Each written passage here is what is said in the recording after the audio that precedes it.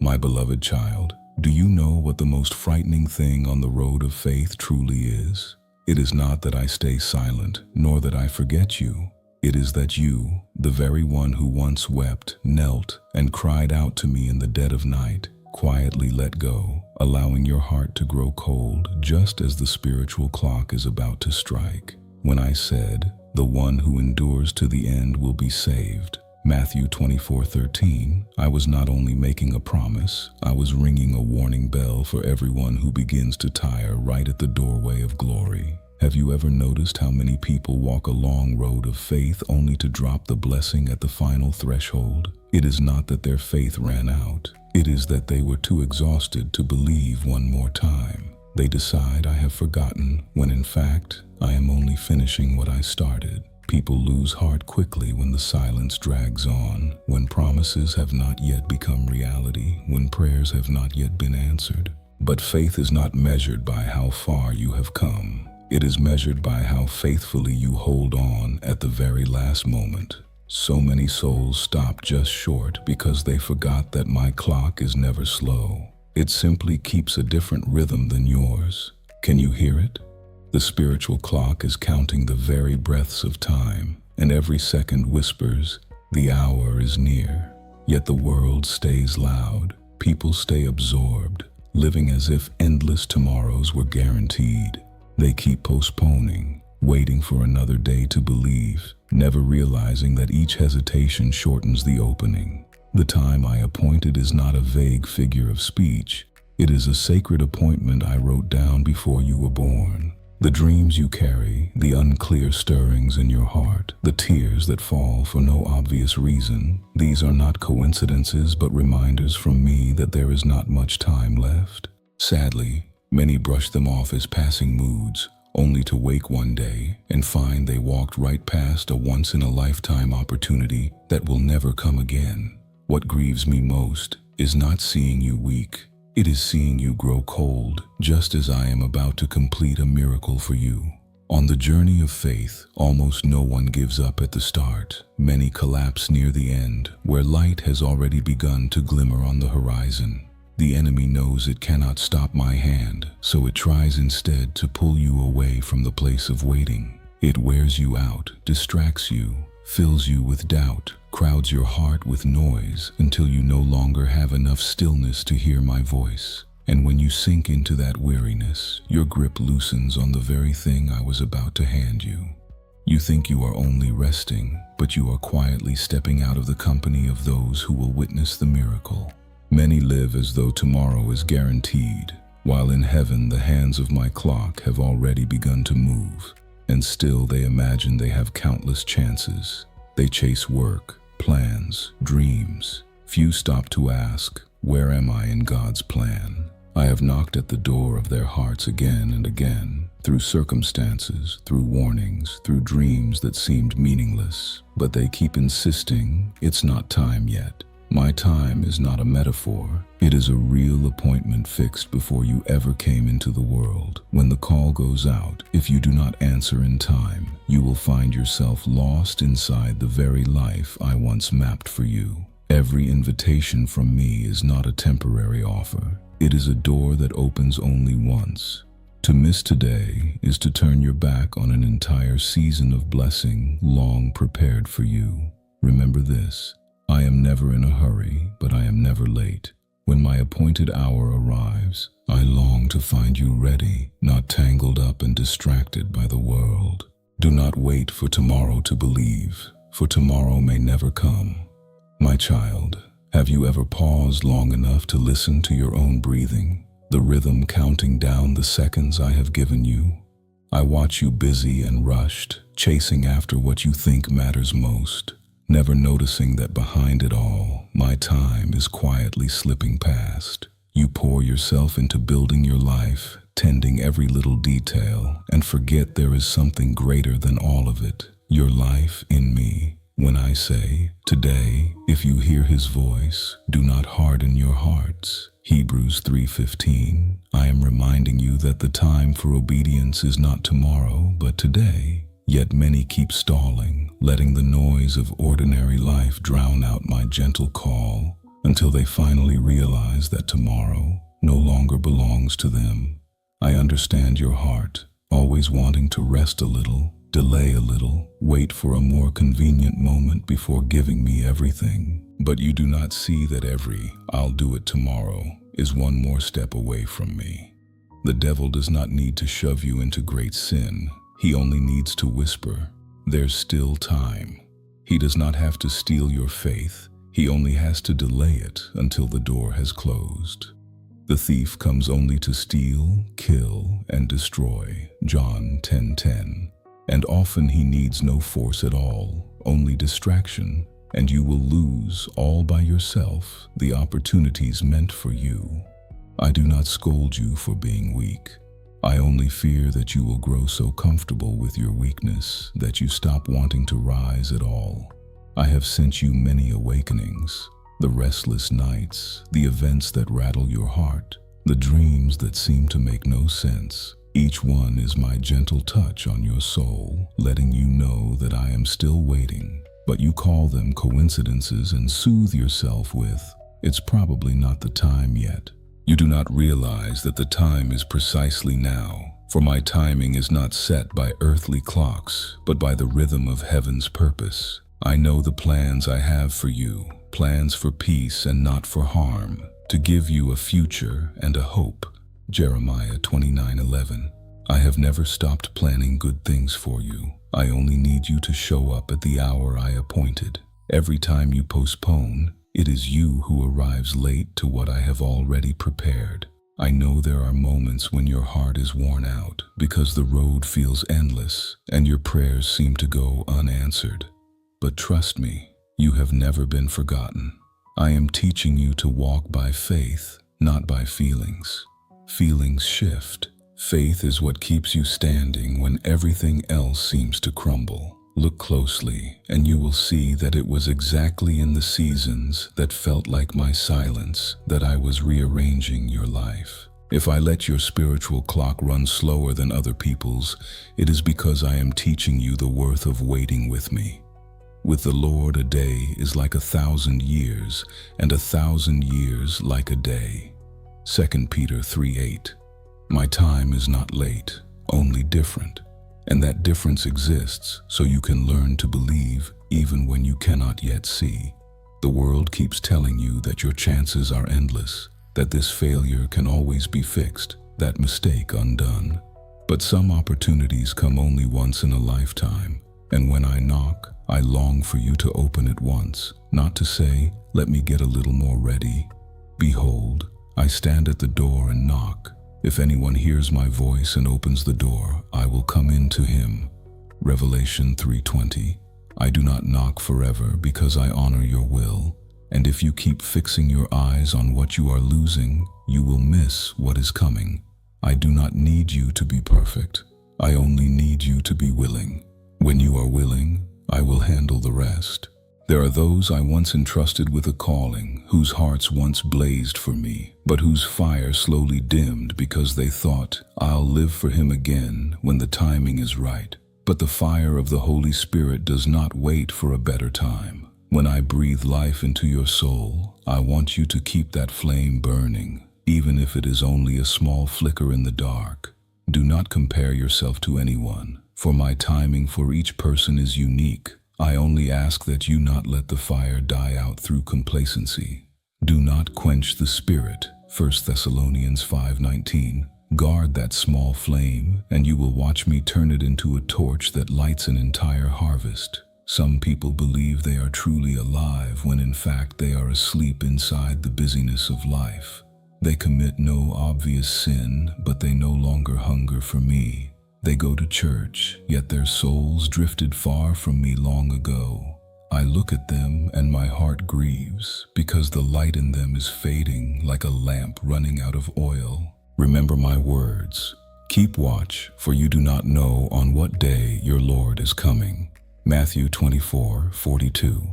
Watchfulness is not fear, it is keeping your spirit awake, so that whenever I come, you will not be ashamed or afraid, but will smile, knowing you are ready.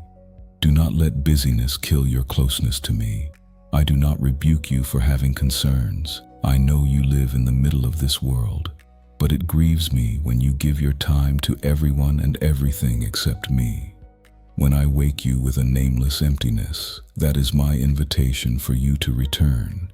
Do not try to fill it with work or relationships, because only I can fill that void. Seek first the kingdom of God and his righteousness, and all these things will be added to you. Matthew 6:33. Put me in the right place, and you will see everything else fall into its right place. Look back over your life. How many times have you promised you would change, that you would return, and then forgotten? I do not bring this up to condemn you, but to show you that I am still waiting. It is never too late to come home. Only do not wait until your heart has gone completely cold before you seek me. I do not need grand promises. I only want the first step you dare to take toward me. Like the father watching for his prodigal son, I am standing at the beginning of the road, my arms still wide open. You only need to turn around. The rest I will do. And when you do return, you will understand that all the clocks I set in your life, the crises, the delays, the wounds, were my way of teaching you to treasure the time you have been given. Every second I give you is a chance to love, to forgive, to live fully inside my will. Do not waste it on procrastination or indifference, for one day that clock will stop, and what will remain is only the love you offered me. So wake up, my child.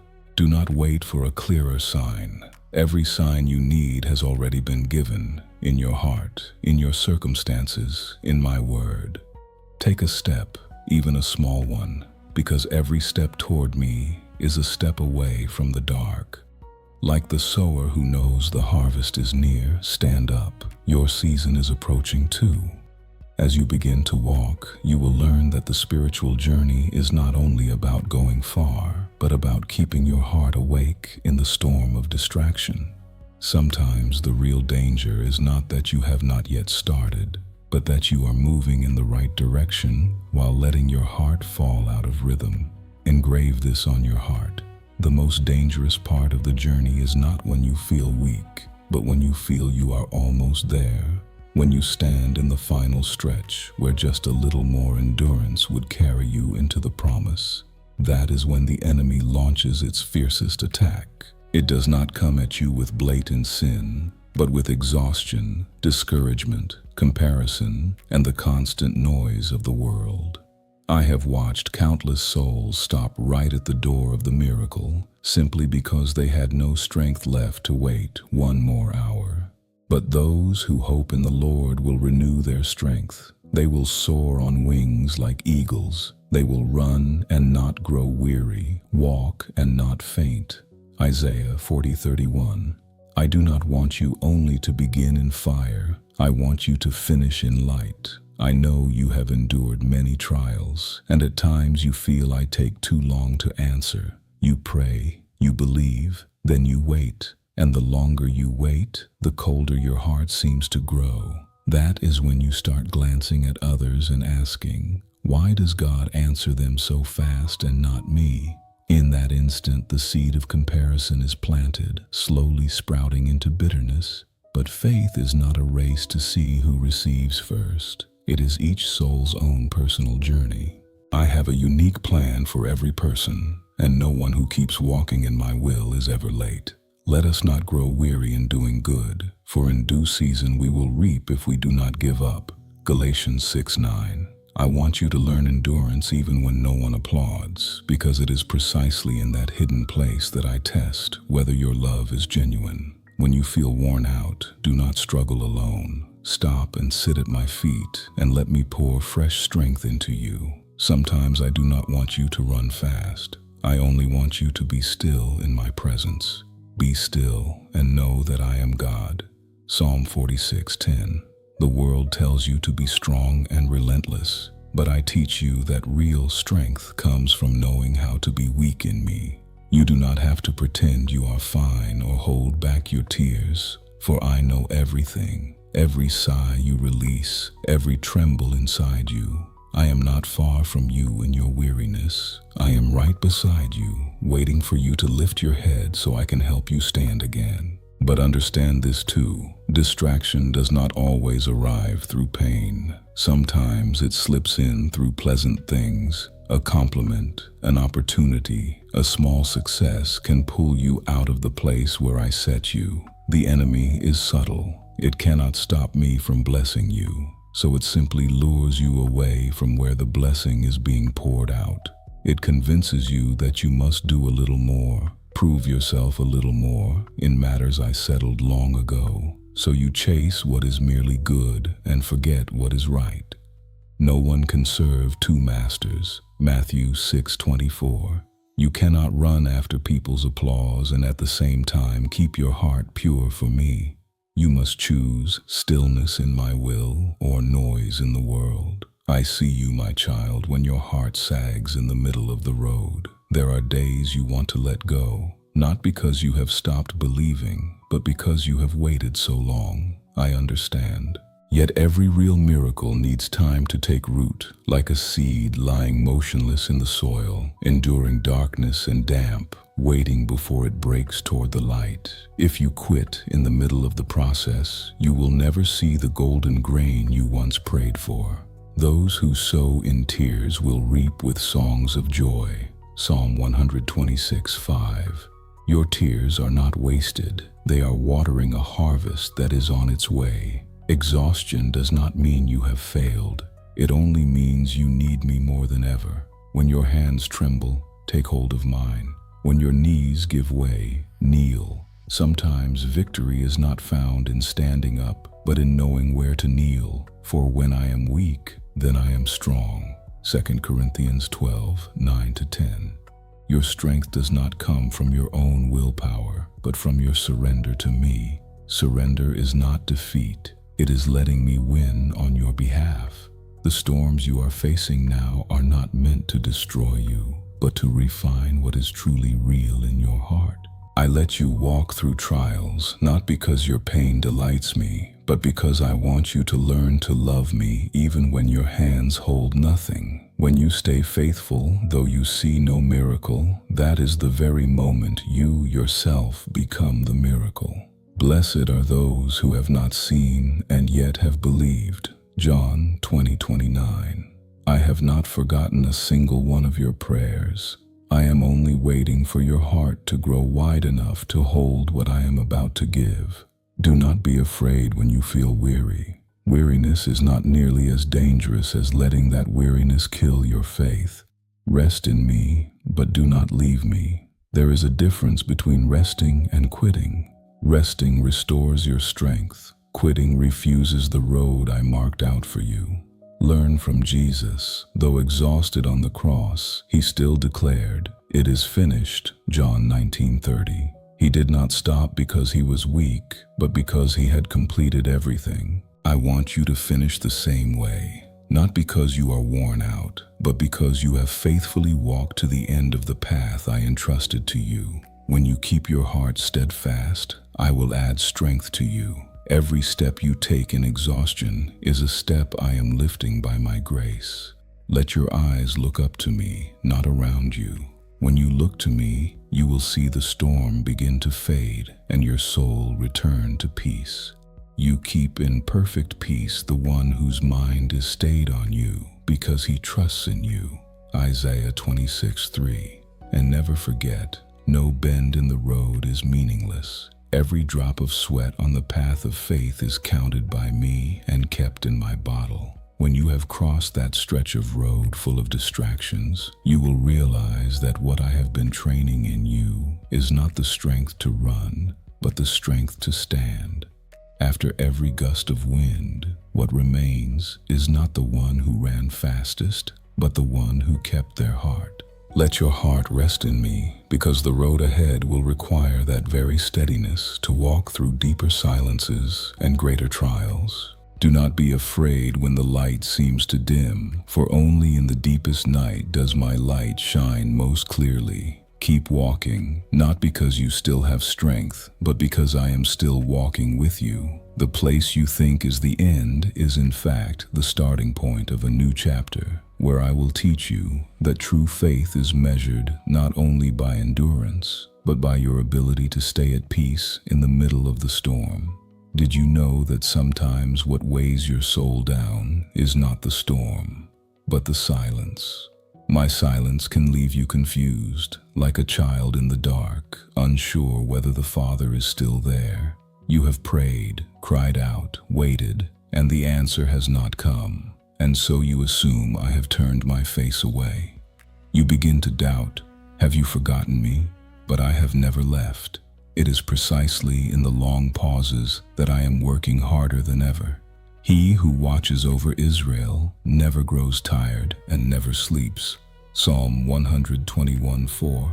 When I am silent, it does not mean I am absent. When you cannot hear me, it does not mean I cannot hear you. My silence is not indifference. It is the time in which I am weaving wonders with threads you cannot yet see. I know pain makes you feel abandoned. When you cry and no one answers, when you are wronged and no one defends you, when you look around and see only the absurdity of life and your heart begins to close. But do not let pain make you bitter. Do not let your tears dry into salt that withers your soul. Every tear you shed I keep in my bottle. You have recorded my misery. Are not my tears in your bottle, my sorrows written in your book? Psalm 56:8. Not one of your sighs is meaningless. Each one is becoming a seed, and at my appointed time those seeds will sprout into a harvest of blessing. You often think suffering is punishment, but it is really the classroom of love. In your pain, I teach you what comfort never could. I teach you to tell the temporary from the eternal, to treasure small things you once took for granted. When you suffer, you begin to pray more honestly, to forgive more readily, to love more deeply. I do not create pain to torment you, but to refine you. Just as gold must pass through fire to shine, your soul must pass through trials to be made pure. Suffering produces perseverance, perseverance character, and character hope. Romans 5:3-4. So do not fear pain. Fear only a heart that hardens inside the pain. I know there are moments you sigh, Lord, I can't take it anymore. But that is exactly the point at which you stand closest to the place where I am about to work my greatest miracle. The enemy knows this, so it keeps whispering, if God loves you, why does he let you hurt so much? It wants you to forget that true love is not the absence of all wounding, but a presence inside every wound, turning it into grace. As Joseph was sold into slavery and then raised to rule, as Job lost everything and then received back double, so you will see that what I allow you to lose is never lost in vain. What I am doing you do not understand now, but afterward you will understand. John 13:7. Sometimes you want me to speak at once, act at once, prove myself at once. But if I answered you at every moment you wept, you would only know me as a giver of gifts, never as a father. I want you to learn to trust me even when you hear nothing, because true faith is not born in miracles but in silence. When you keep standing firm though you cannot see the way, that is when your faith shines brightest. It is the Lord who goes before you. He will be with you. He will never leave you nor forsake you. Deuteronomy 31:8. I have promised, and my promise never fails. Do not be afraid when the tears keep coming. They do not make you weaker. They soften your soul so I can touch it. The world tells you to be strong, but I tell you that the weakness which turns toward me is the truest strength. When you weep in my arms, I turn those tears into oil that anoints your soul, so that when you rise, you are no longer the person you were. Tears are never useless. They either water life or drown the soul, and I want you to choose the first. Blessed are those who mourn, for they will be comforted. Matthew 5:4. I see the times you try to look strong, forcing a smile while your heart lies in pieces. Do you think I do not know? I know everything, and I have compassion on you. You do not have to hide your tears from me, for I do not despise your weakness. In that very weakness, I reveal my power. When you let go, I can finally take hold. When you stop straining, I can lift you. I do not demand a forced smile in the middle of pain. I only ask that you keep holding my hand, even when that hand is trembling. Stop seeing pain as a full stop and begin to see it as a comma in the story I am writing. When you are sure everything is over, I am opening a new chapter. Every season of pain carries a hidden seed of restoration, of blessing, of faith renewed. One day you will look back and smile, saying, "So it was then that God was not silent at all. He was writing the deepest part of my story." And when you finally understand the meaning of silence, you will no longer fear it. You will begin to see pain as a companion and tears as seeds, because you will know that each time you lose something, I am preparing a new fullness for you. The sufferings of this present time are not worth comparing with the glory that will be revealed in us. Romans 8:18. When you keep your heart tender even while you weep, you are sowing for yourself a coming season of joy. Then you will understand that silence is not me withdrawing, but me stepping back so you can grow. That pain is not a sign of distance, but a torch lighting the way for your soul to tell what is real from what is false. The road of faith does not end at mere endurance. It leads to the understanding that every wound hides a sacred purpose, and it is through those very cracks that my light gets in. Guard your heart in peace, for beyond pain lies glory, and after silence comes my gentle voice, a sound only souls who have once wept in my hands can truly hear. My child, I have seen every tear you shed when you were misunderstood, every choked back sob when you were left out, every time you stayed silent under someone's contempt. I know this pain cuts deeper than words because it strikes at the worth you believed was yours. You start to ask, if God loves me, why does he let me be despised like this? But it is in the very place where you are rejected that I am laying the foundation for your vindication. Whoever humbles himself will be exalted. Luke 14:11. You are not brought low to be shamed, but so I can lift you in a way no one expects. Injustice is not a sign that I have pulled my hand back. It is the soil I am plowing deep to plant seeds of glory only I can see. When you are treated unfairly, your first reflex is to defend yourself, to prove your innocence. But every time you insist on justifying yourself, you drag yourself down to the level of those who hurt you. You lower your own voice to argue with the noise of the world. Do not repay evil with evil. Leave room for the wrath of God. Romans 12:19. I do not ask your silence because you are weak, but because I want the verdict of your vindication to come from my mouth, not from your wounded heart. When you stay silent, I speak for you. When you stop reacting, I act. And my word of defense will always thunder louder than any accusation. Do not think I fail to see. Every time you are overlooked despite giving your best, I am there. Whenever others mock, judge, or belittle you, I take note. I do not forget. I have simply not spoken yet. For if I vindicated you while you were still angry, you would use the victory to gloat instead of to glorify me. But when you are quiet enough to bear both silence and injustice while keeping your heart pure, that is when I can release heaven's justice on your behalf. Be still before the Lord and wait patiently for him. Psalm 37:7. Your waiting is not wasted, for my justice is never late. It arrives at the exact time appointed in the Spirit. Those moments of humiliation and rejection are exactly where I am carving out your true image. You once thought your worth lay in other people's eyes, so I let them turn their backs, so you would learn to see yourself in my light instead. When every door you knock on closes, I want you to realize there is one door that stays open, the door of my heart. If God is for us, who can be against us? Romans 8:31. You do not need the world's approval. You only need me to know who you are. When you stand in the place I have appointed, No accusation is strong enough to drag you out of it. Do not let your wounds turn you cold. Many people once hurt build stone walls around their hearts and call it strength. But those walls do not only keep people out, they shut out my light. I want you gentle, not bitter. I want your heart to stay like good soil that, though trampled, still brings forth life. Blessed are the meek, for they will inherit the earth. Matthew 5:5.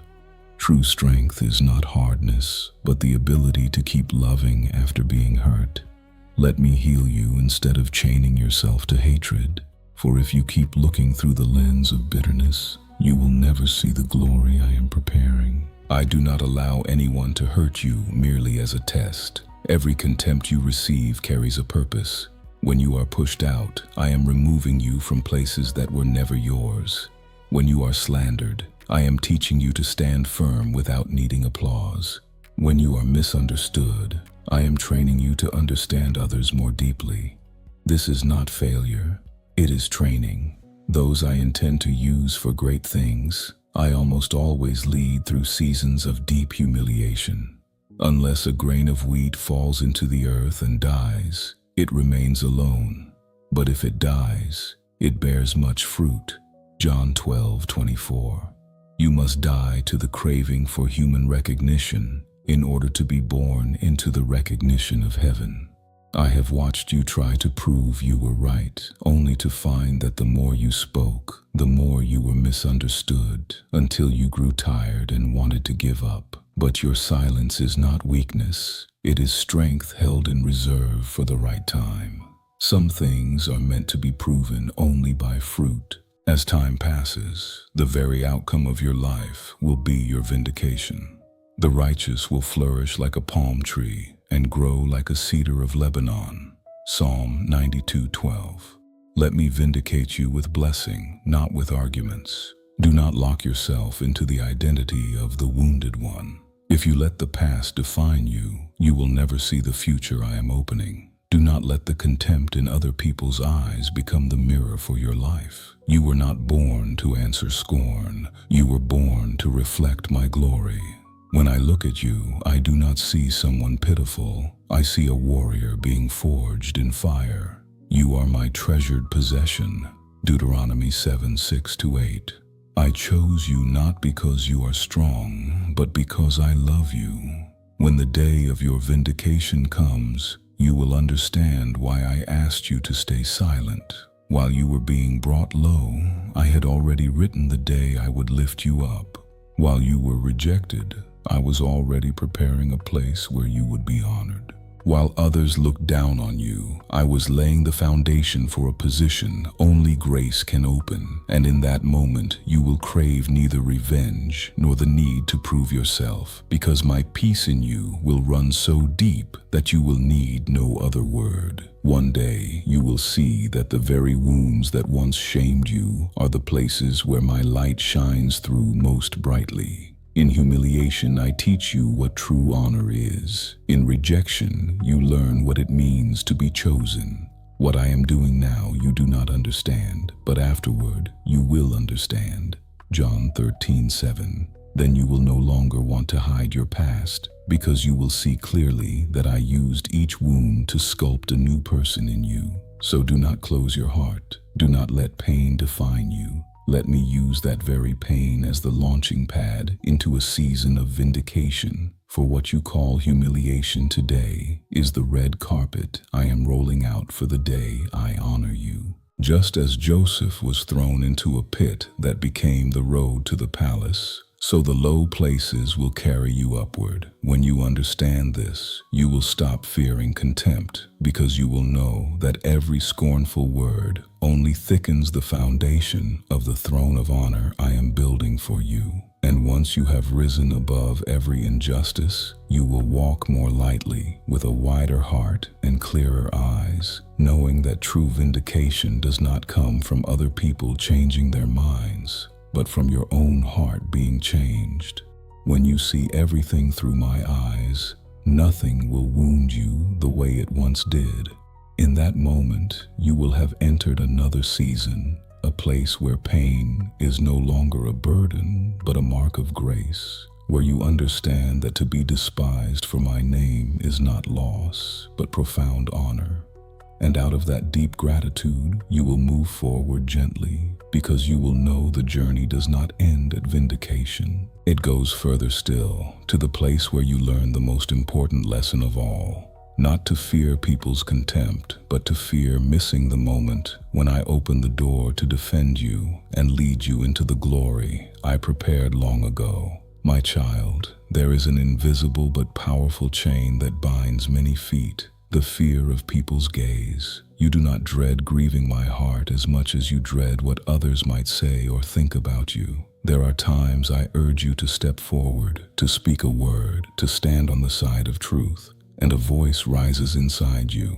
What if they laugh at me? What if someone dislikes me? When you let the voice of people grow louder than my word, you hand the steering wheel of your life over to those just as frail as you.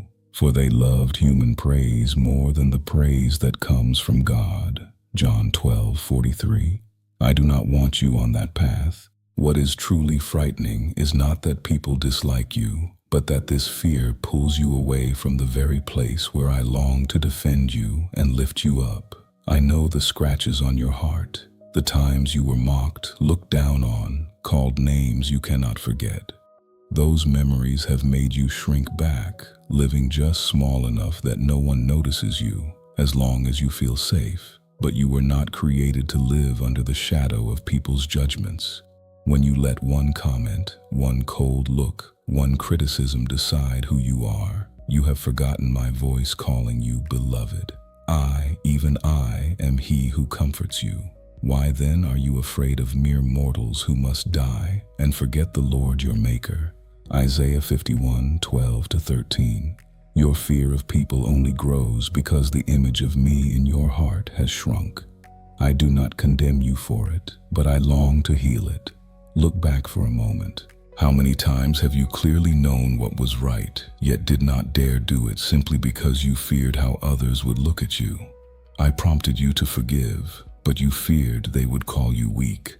I called you to step out and serve, but you feared they would say you were showing off. I placed a testimony in your heart, but you feared their laughter. If I were still trying to please people, I would not be a servant of Christ. Galatians 1:10. I do not want you enslaved to public opinion when you have been called to be a child of the King. Small acts, daring to confess my name in a crowd, daring to share what I have spoken, daring to stand on the side of truth, are the spiritual signatures that show you have chosen me over your own sense of safety. I want to lift you out of the dark corners of shame and into the place of honor I have prepared. I want to defend you, to open doors no one can shut, to show both you and everyone else that I am with you. See, I have set before you an open door that no one can shut. Revelation 3:8. But if, when I open the door, you keep standing outside because you fear people's comments, you will watch blessings pass right before your eyes. I will not force you through. I invite you. And the deepest regret will not be, I never had a chance, but God opened the door and I did not dare walk through it. The fear of people's opinions shrinks as your holy fear of me grows. When you realize that my eyes rest on you more gently than any other gaze, you will be less shaken by frowns and whispers. I am not asking you to despise others. I only want you to put every gaze in its proper place. Mine is the one that finally matters. I am the judge, not people. I remind you of this so you know your worth is not defined by the crowd. When you dare to live by what I say, even when others do not yet understand, you step into a new freedom, a place where your heart is no longer ruled by anyone's smile or scowl. And when you choose me over human opinion, something strange will happen. The very people who once despised you will have to look again. The very places that closed to you will be forced open, and the very stories that once made you bow your head will become testimonies of my grace. I will use your life as an answer to many questions. proof that whoever fears me and obeys my voice never ultimately loses. On that day, what makes you tremble will no longer be people's words, but a holy reverence. The fear of missing what I want to do, the fear of dragging your feet when I have already spoken. From there, you will walk into new stages, not with feet tied by public opinion, but with the light heart of a child who knows they are walking in the Father's will. In the hour of my vindication, through doors I myself have opened. Now tuck my words deep inside your heart and hold them the way someone cradles a small lamp on a stormy night. Keep walking, because what is coming will not only change your outward circumstances, it will change how you see yourself, how you see me, and how you see this whole journey. This is not just a pretty sentence meant to comfort you. It is a real signal in the spiritual realm. You are far closer than you think. There are things I have not shown you clearly, because if you saw everything, you would no longer need faith. But today I lift the curtain just a little. You are not standing at the beginning. You are standing near the end of a stage, at a point where each small, ordinary-looking decision can determine whether you step into or step away from what I planned. So do not despise this moment. Do not take lightly what I am whispering in your heart right now. I have watched generations pass before my eyes. So many faces, so many stories, so many hearts that once burned bright and then slowly faded. I have seen people who were only a short distance from breakthrough turn their backs out of sheer weariness. I have seen those who gave their youth to obey me, who endured shame and wounds and loneliness, give up just as they were about to be restored. They stood before a field golden and ready for harvest and walked away, certain the harvest was not for them. Some stood right at the bridge I built and turned back, sure the far shore was too distant. The greatest pain is not never tasting blessing, but coming so close and never touching it, reaching out your hand and then drawing it back. I do not want your life to become an almost story. I do not want heaven to mention your name with the words, "That one came very close," but their heart would not take the last few steps. You must know that the final stretch of the road is always where the wind blows hardest. Like a long-distance runner, the section near the finish line is where the lungs burn, the legs shake, the heart pounds, and everything in you screams to stop. It is the same in the spirit. When my promise is about to be revealed, the pressure around you usually rises, not falls. The opposing voices grow louder. Unexpected troubles roll in like waves. Nameless anxieties flood your mind. This is not a sign that I am withdrawing. It is a sign that the enemy knows it is about to lose, so it thrashes harder one last time.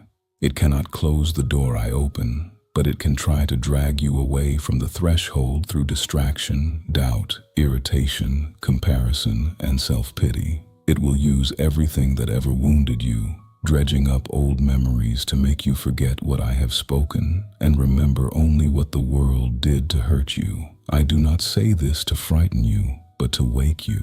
If lately your mind is noisier and your heart more unsettled, it is not because you are on the wrong path, but because you are drawing very near a spiritual tipping point.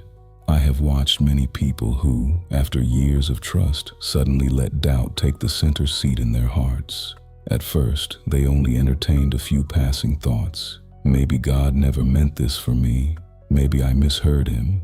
Maybe I've been waiting in the wrong place. Little by little, those questions stopped being fleeting and became the basis for every decision. They began to act out of fear instead of out of my word. They chose quick fixes, short paths, doors that looked obviously open but were not doors I had opened. They settled for less because they no longer believed I still had more for them. My heart aches when I watch them step onto those shortcuts, because shortcuts always end at dead ends, while the road I choose may look winding and slow, yet it always reaches the destination. I have also seen hearts so worn out from waiting that they give themselves permission to turn aside. They say, "I'll take care of myself, since it seems God isn't taking care of me." They step into relationships that did not come from me, accept jobs I never led them to, sign small compromises their conscience knows are wrong, soothing themselves with,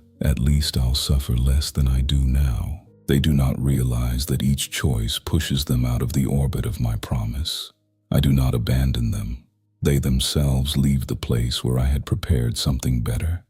I look at them and wish they had waited just a little longer. Wish they had dared to believe I truly loved them as I said. Wish they had let me hold their hand a little longer before letting go to chase what their eyes could see. I tell you this, not so you feel superior, but so you understand that no one is immune to the temptation to quit near the end, not even you. Yet unlike them, you are being warned ahead of time. I am drawing you back with my word at the very moment many others can no longer hear it. What does that mean? It means I have not abandoned you. It means I still treasure your journey.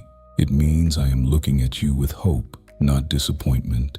If I were indifferent, I would simply let you drift with your own tired thoughts. But today, I have chosen to call you by name, to remind you that you are no outsider to my plan. You belong in my story, and that story is not over, even if you feel too tired to keep reading. When I say, do not lose heart, for your reward will be very great, I am not speaking empty words. I truly see a reward waiting for you, even if your eyes cannot see it yet. So receive this word not only with your ears, but with your heart. Do not merely nod and forget. Let it take root. Remind yourself every day, I am closer to the promise than I think. I will not walk away from the place God has put me. Let your mouth speak differently than your feelings. When your heart wants to give up, say all the more, Lord, I am weak, but you are strong. I am tired, but I choose not to quit.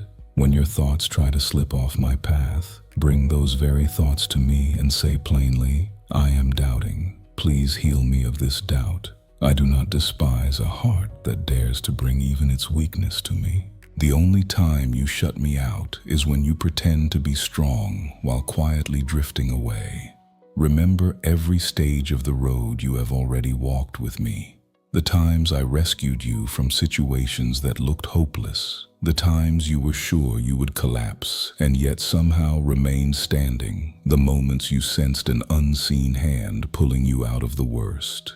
These are not just sweet memories to tell as nice stories. They are markers I set in your life so that today, when you are weary, you can look back and see that I have never failed to keep my word. If I did not abandon you in your darkest days, why would I abandon you now that the path ahead is about to shine? If I stayed at your side when you had nothing to offer and nothing to boast about, why would I step away now that you are about to enter a season of harvest? Use the memory of earlier grace to answer today's fears. Use what I have already done to remind your own heart that I will act again in my way and in my time. Look at your fear and distraction with new eyes. They are not proof that you have failed, but mirrors showing how much you need me right now. When you feel like running away and withdrawing, that is exactly when you must run closer and sit longer at my feet. Do not think you must feel strong before you come to me. Come exactly as you are, trembling, for I can embrace shaking hearts, gather up fraying hopes, and lift again those who almost no longer want to stand. I am not asking for perfect faith. I only ask that in all your imperfection, you keep holding my hand, even if it is only by a thin thread of hope. I say this with all the love of a father. Do not write your own name onto the list of those who stopped with only a few steps left. Do not let the angels have to murmur to one another. They ran well, but stopped just before dawn. Do not let your life story end with, they once believed, once served, once persevered, but did not finish. I want your story written this way. And that one, though weary, still clung to God's word, stood firm to the very end, and saw what God had promised become reality. That is why I am speaking to you right now, so that nothing in you can ever excuse itself by saying, I didn't know, no one reminded me. Finally, understand this. What I am preparing for you is not just a temporary miracle, but a change of life from the inside out. I do not only want to change your position, your circumstances, your finances, your relationships. I want to change the way you believe, the way you love, the way you see me. What is coming is not a trophy to show off, but a divine arrangement so that you can live true to the name child of God in this world. And to step into it, you need something very simple and yet very hard. Do not turn your back at the critical moment. Let me hold you. Stop pulling your hand away. You have come this far. Do not let weariness and distraction steal the fruit of so many years of tears, prayers, and faithfulness. I am right beside you, not to tell you a pretty story, but to take your hand and say, walk on with me. Do not stop now. I have watched so many people stretch out their hands almost to the point of touching what I promised, only to slowly let go. Not because the promise changed, but because they believed the poisonous whisper that I had left them, that I no longer remembered their tears and the nights they knelt. Some traveled far, stayed faithful for years, sowed with sweat and tears, and then, just before the harvest broke the horizon, turned their backs on the very field they had plowed, walked away empty-handed, and concluded that I was unfair. I look at them with deep sorrow, because with just a little more endurance, just one more time standing firm, they could have held in their hands the sheaves they had watered with their own sleepless nights. That is why I speak to you today gently but firmly, not to scold, but to wake you so your heart does not fall into the same pit of despair where so many others have slipped, so you do not become one who stops right at the threshold I am opening. The fact that you are hearing these words right now is no accident. Not something you happen to scroll past, not another random piece of content in an ocean of information. This is a spiritual appointment I set with you, so that at the very moment you think you are about to collapse, you hear my voice calling your name. I know the slow burning weariness inside you, the tiredness that lives not only in your body, but in your hope, which has been disappointed so many times that you now flinch from expecting anything at all. I know how often you have told yourself, maybe this is far enough, maybe God didn't mean this for me, and your smile faded, your prayers grew shorter, your heart shut itself off from greater things. But the point you call a dead end is often the bend in the road that opens into a new land, and that is exactly where the battle turns fiercest. The enemy of your soul is not afraid of your eager steps at the beginning. It fears your trembling steps that still cling to me near the end.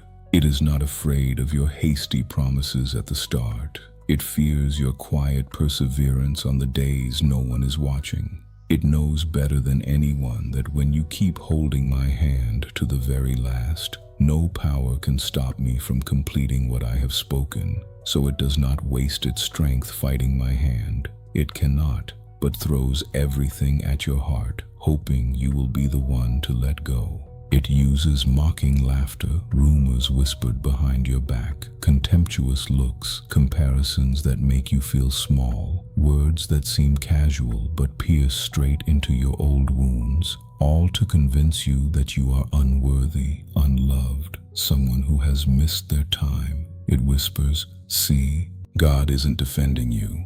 He isn't with you like he said. If he really were, why would you wait this long? Why would you be shamed in front of so many people? Then it drags out your past, your falls, your old mistakes, pressuring you to agree with its verdict.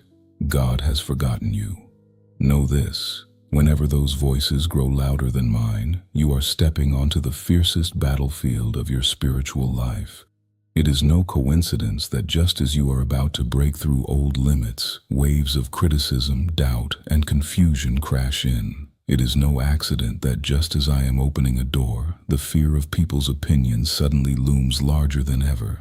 The enemy cannot lock the door I have opened. It can only make you stand on the threshold and step back, afraid of public opinion, afraid of losing face, afraid of being misunderstood. It cannot put out the lamp I have lit for you, but it will do everything to make you pull a cloth over your own light so it cannot be seen. It understands my words very well. Whoever endures to the end will be saved. So its whole strategy is aimed at those 3 words, to the end, trying to get you to give up just a little before that, and then a little more, until you have walked completely off the battlefield while still telling yourself you are only taking a short break.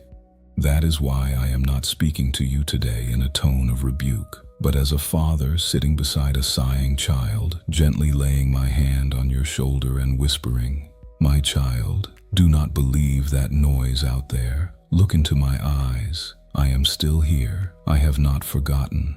The feeling of being abandoned is not proof of my absence.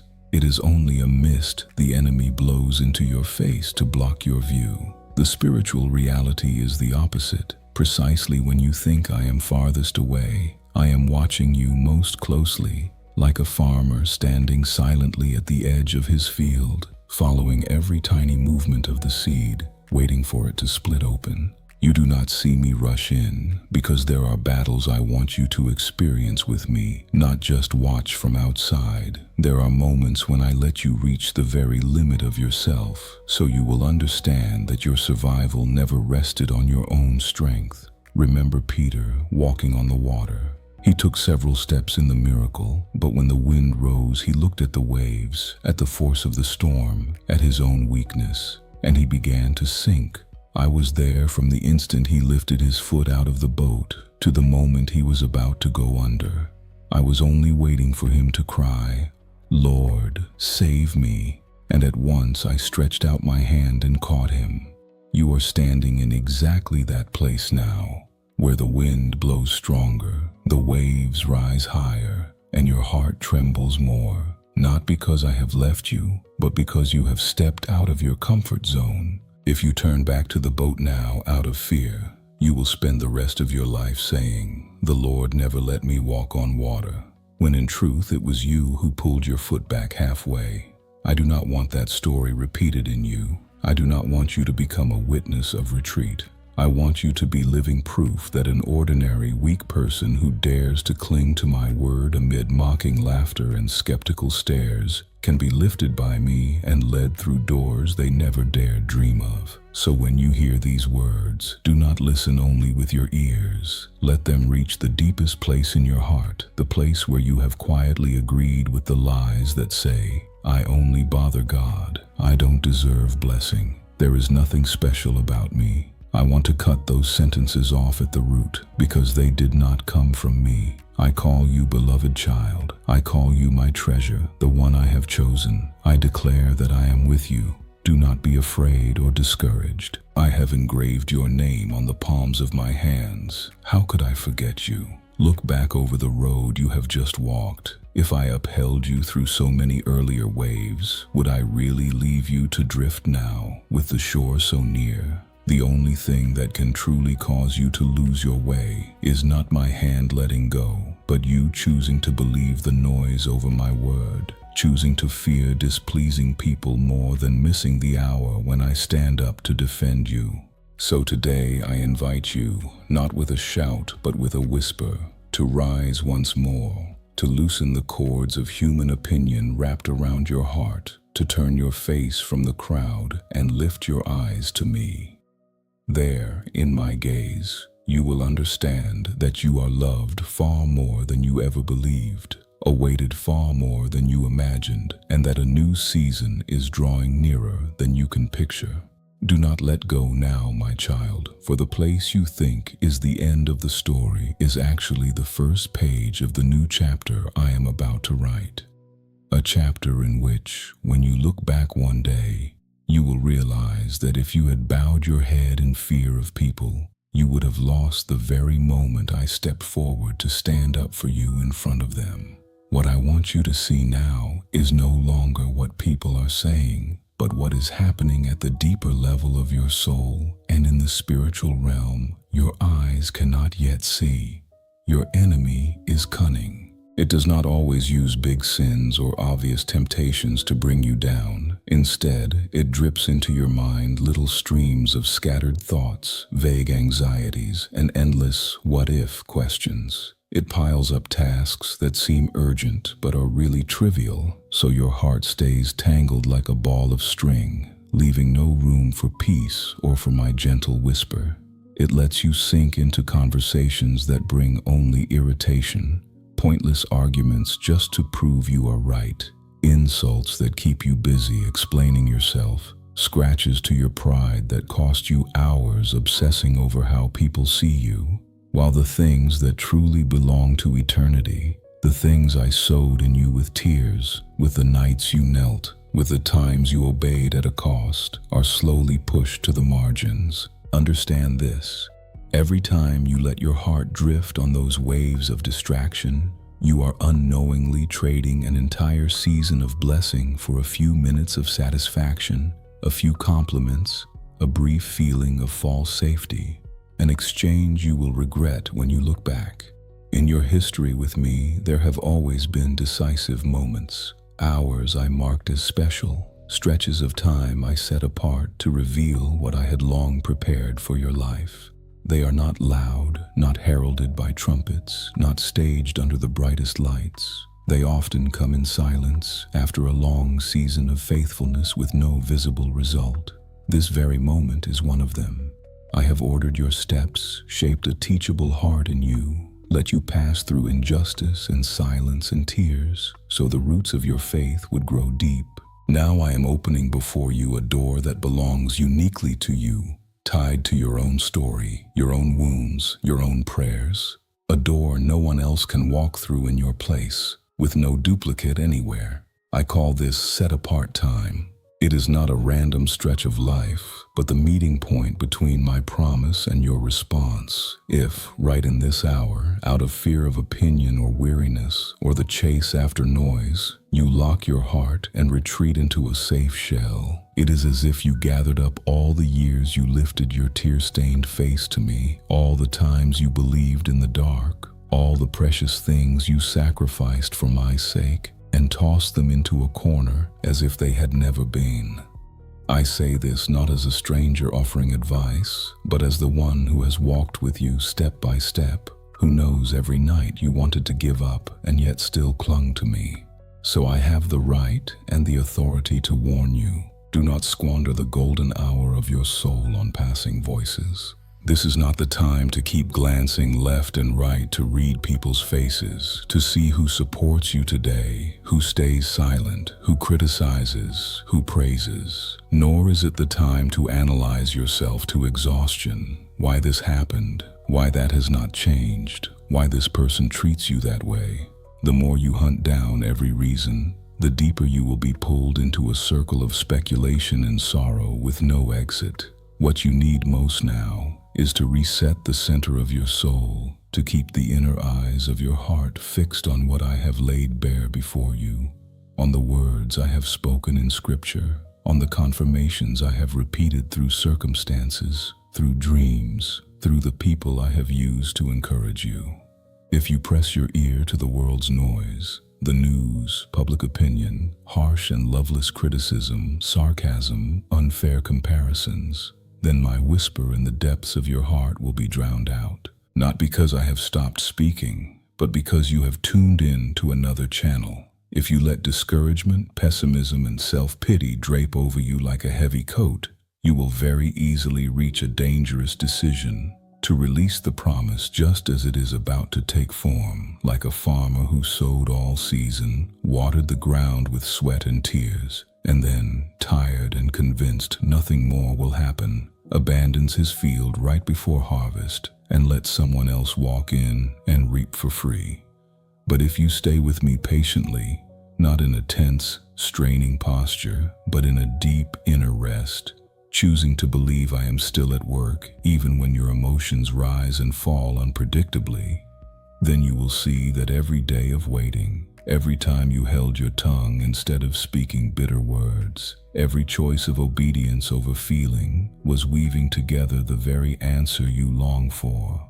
When your eyes finally behold what I have done, you will cry out, so not a single hour was wasted. The harvest season of your spiritual life is no longer far off. What I sowed in you through years of fire testing has ripened. The fragrance of a season of answered prayers is already in the air. That is exactly why the enemy is more frantic than ever, intensifying the assault on your thoughts, pumping in confusion, magnifying criticism, blowing small matters out of proportion, all for one purpose: to drag you out of the field I let you cultivate with me. It whispers that every impression you have had that I am about to move is nothing but emotion, your own mind comforting itself, and that nothing is really changing, so it is safer not to hope than to risk disappointment. If you listen, you will slam the lid over what I am gestating in the unseen realm. But I assure you, those deep stirrings in your heart, those moments when an inexplicable faith rises in you, when there is no earthly reason left to hope, those dreams, those verses of scripture that suddenly light up at the exact moment you need them, they are not stage props built by passing feelings. They are signals I am sending ahead of time, prophetic markers showing that the door I have prepared for you is slowly opening. This is not merely a pleasant feeling after a moving message. It is spiritual reality actually shifting, my plan reaching a turning point, my behind-the-scenes arrangements drawing close to the part your eyes can see. The clock of my appointed time never stands still. Whether you notice it or not, the flow of my time keeps moving forward. Every moment, whether you are believing or doubting, carries you closer to the point where I will act on your behalf, not because you are worthy, but because I am faithful to my own word. For that very reason I plead with you, as a father begs his child not to fall asleep. Do not let your mind stay occupied with low noise. Do not let your heart be manipulated by the fear of people. Stay awake. Reset your priorities. Turn the full attention of your inner being back to me. Because the moment when I defend you and bring you through the door I have opened will not wait until you are finished being busy with every meaningless whisper of this world. After everything I have said about the gaze of people and the voices that can pull your heart away, pause now and truly listen. This very moment is not an accident, but a time I deliberately arranged.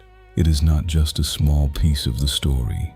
It is a spiritual crossroads where you must choose to keep living as before, half believing and half afraid, half listening to me and half fearing people, or to decide to lean wholly toward me, no matter what your eyes see. I am setting before you a moment more precious than gold, not because your outward circumstances are beautiful, but because in this very instant I am gently knocking on the door of your heart again. Do not assume you will get countless such knocks. There are hours I set apart for a true turning point, and if you are sincere, you will recognize that this is one of them. Do not let your thoughts drift into, "I'll deal with it later," for that is one of the enemy's most dangerous whispers. It does not urge you to reject me. It simply suggests there's no rush. Tomorrow is fine. When things are more stable, then I'll get serious with God. Those harmless sounding ideas have led many souls away from the good plans I drew for them. Think about it. How many times did you intend to change, to live wholeheartedly, to come back to me with all your heart? And yet, because you postponed a little, everything gradually cooled until you forgot there had ever been a promise between us. I do not say this to condemn you, but so you can see clearly the subtle scheme trying to lull you to sleep. Tomorrow does not always arrive the way you imagine. Some people once told themselves they would believe, obey, and return on some beautiful day, never knowing that day would never come in their spiritual life. Today I speak to you not so you will be moved for a moment and forget, but so you will realize this is a personal invitation addressed to you. Not to the anonymous crowd, not to more spiritual people, but to you, the one reading, thinking, weighing so many things. This present moment is grace, a gift I am placing in your hand. You can grip it tightly with a decision or let it slip away in your distractions.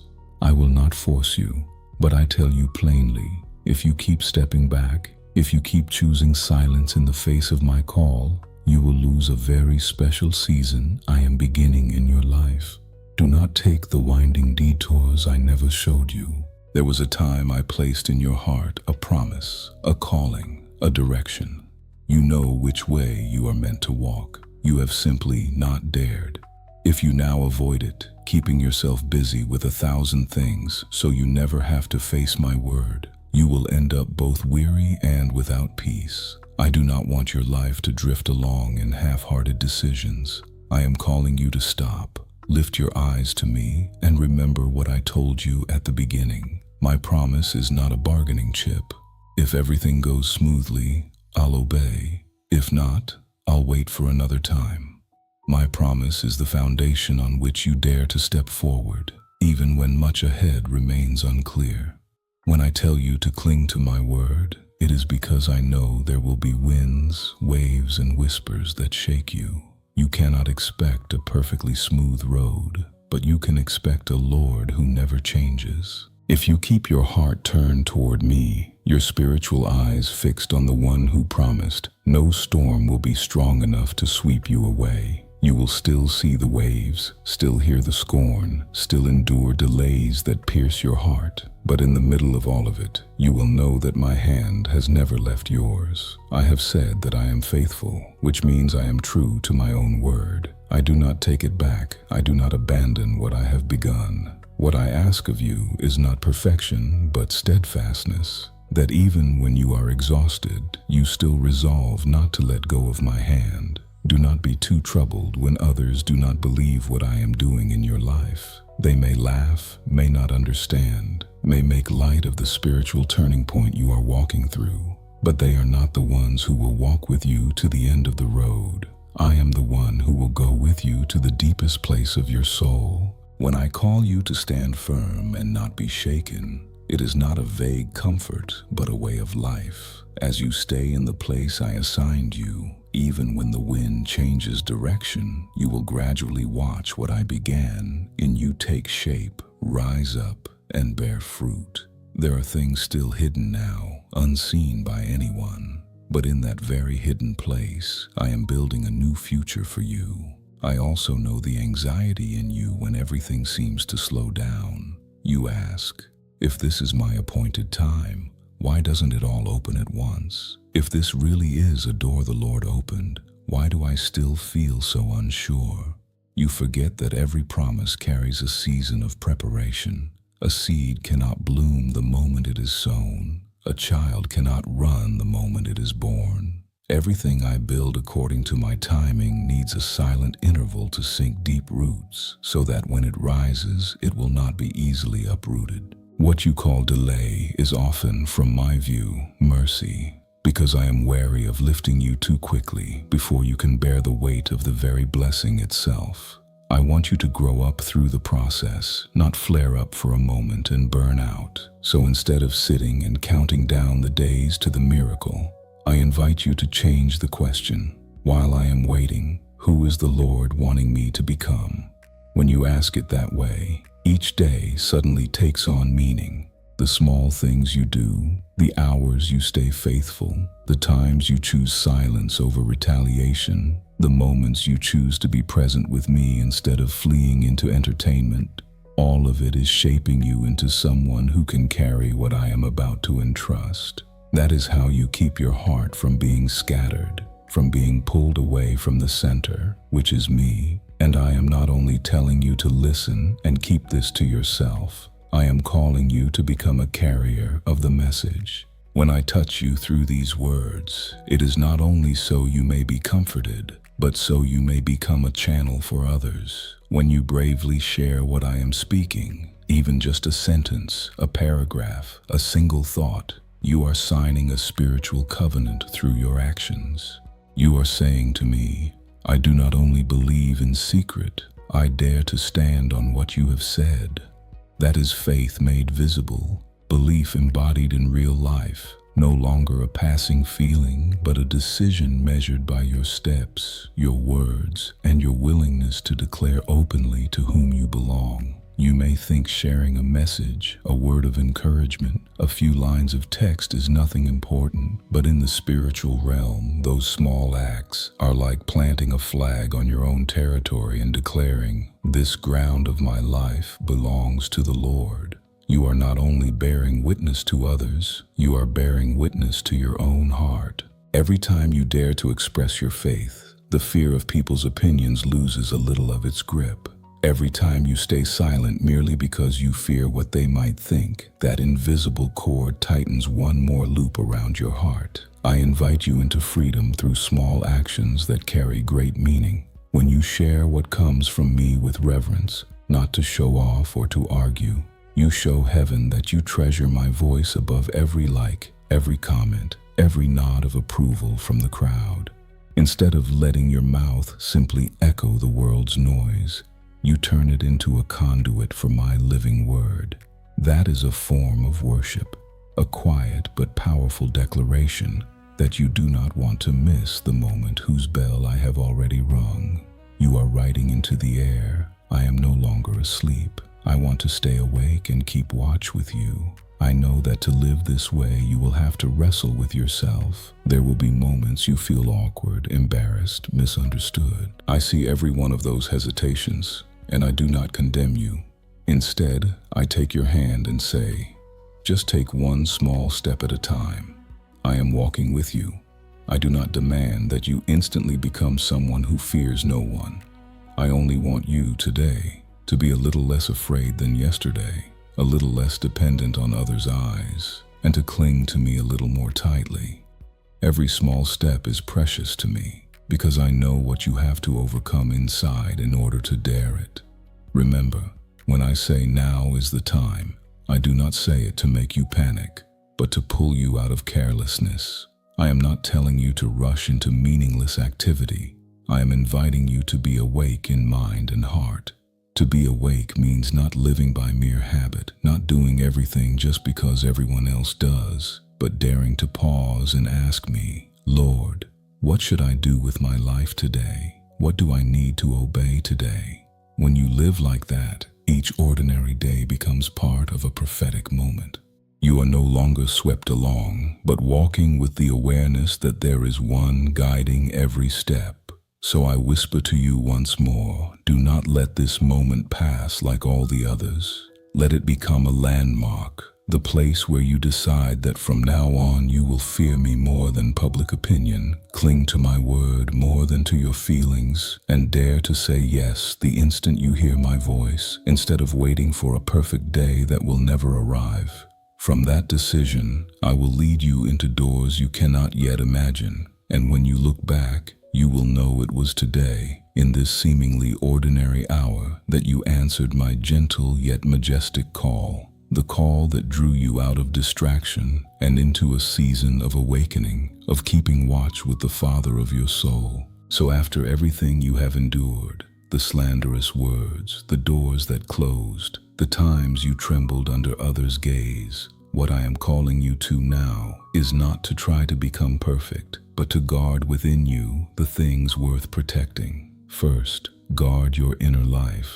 The heart is where every decision is born, the place where the words I sow either take root or are choked out. If you let bitterness, humiliation, shame, and the obsession with how people see you fill that space, then no matter how often I speak, my words will only skim the surface and never sink in. I want your heart soft, but not careless, sensitive to the Holy Spirit, yet not fragile before every judgment. Your heart is like a field. If you do not watch over it, the weeds of comparison, inferiority, and doubt will quickly cover it, hiding the living shoots I planted. I do not want your heart to be a battleground for every opinion, feeling, and verdict. I want it to be a place where I can rest, where you can hear my heartbeat and learn to breathe in rhythm with it. Next, pay attention to what enters your ears. What you hear each day quietly shapes how you see yourself and how you see me. If you keep listening to criticism, sarcasm, and opinions that make you feel small and inadequate, Sooner or later, you will start to believe that is truly who you are. I have said faith comes by hearing, but so do fear, shame, and bondage by that same road. Learn to discern which voice comes from me and which is only the sound of hurt, of public opinion, of people who are themselves still in chains. Whenever a word touches you, ask, does this draw me nearer to the Lord or push me away? Does it soften my heart or harden it? Does it remind me of grace or stir up more fear? If it only makes you feel small in a destructive way, makes you want to hide from me instead of run toward me, you know that is not your Father's voice. I am teaching you to close your ears to opinions that snuff out the flame and to open them to words that build and correct in love, even when they sting a little. Then guard your focus. You live in an age where everything competes for your eyes and your thoughts. Flashing notifications, news stories, comments, endless comparisons, all of it falling like a constant drizzle on your mind, making it hard to stay in one place long enough to hear a full word from me. If you are not careful, that distraction will steal the very moment of my movement in your life. The enemy does not need to drag you into obvious sin. It only needs to keep you busy with meaningless things long enough that, when my appointed hour comes, your gaze is fixed somewhere else. Understand that the minutes you spend focused before me, no screen, no noise, performing for no one, are the minutes when all of heaven falls silent to listen to you. In those spaces, I realign your vision, remind you of my promises, and reorder the chaotic pieces in your heart so you can see the picture I am painting. If you keep letting yourself be swept away, you will spend your whole life almost understanding, never fully grasping what I am speaking. Know that the harvest I have promised you is not an empty metaphor. It is real, it is drawing near, and it has been prepared not only by what I have spoken, but by every time you were faithful when no one was watching. Every time you forgave when you had every right to be angry. Every time you chose right when wrong would have been easier. Every time you stayed silent and let me defend you instead of defending yourself. Each one was a seed. You often think your efforts fall into nothing, but in heaven, nothing falls and is lost.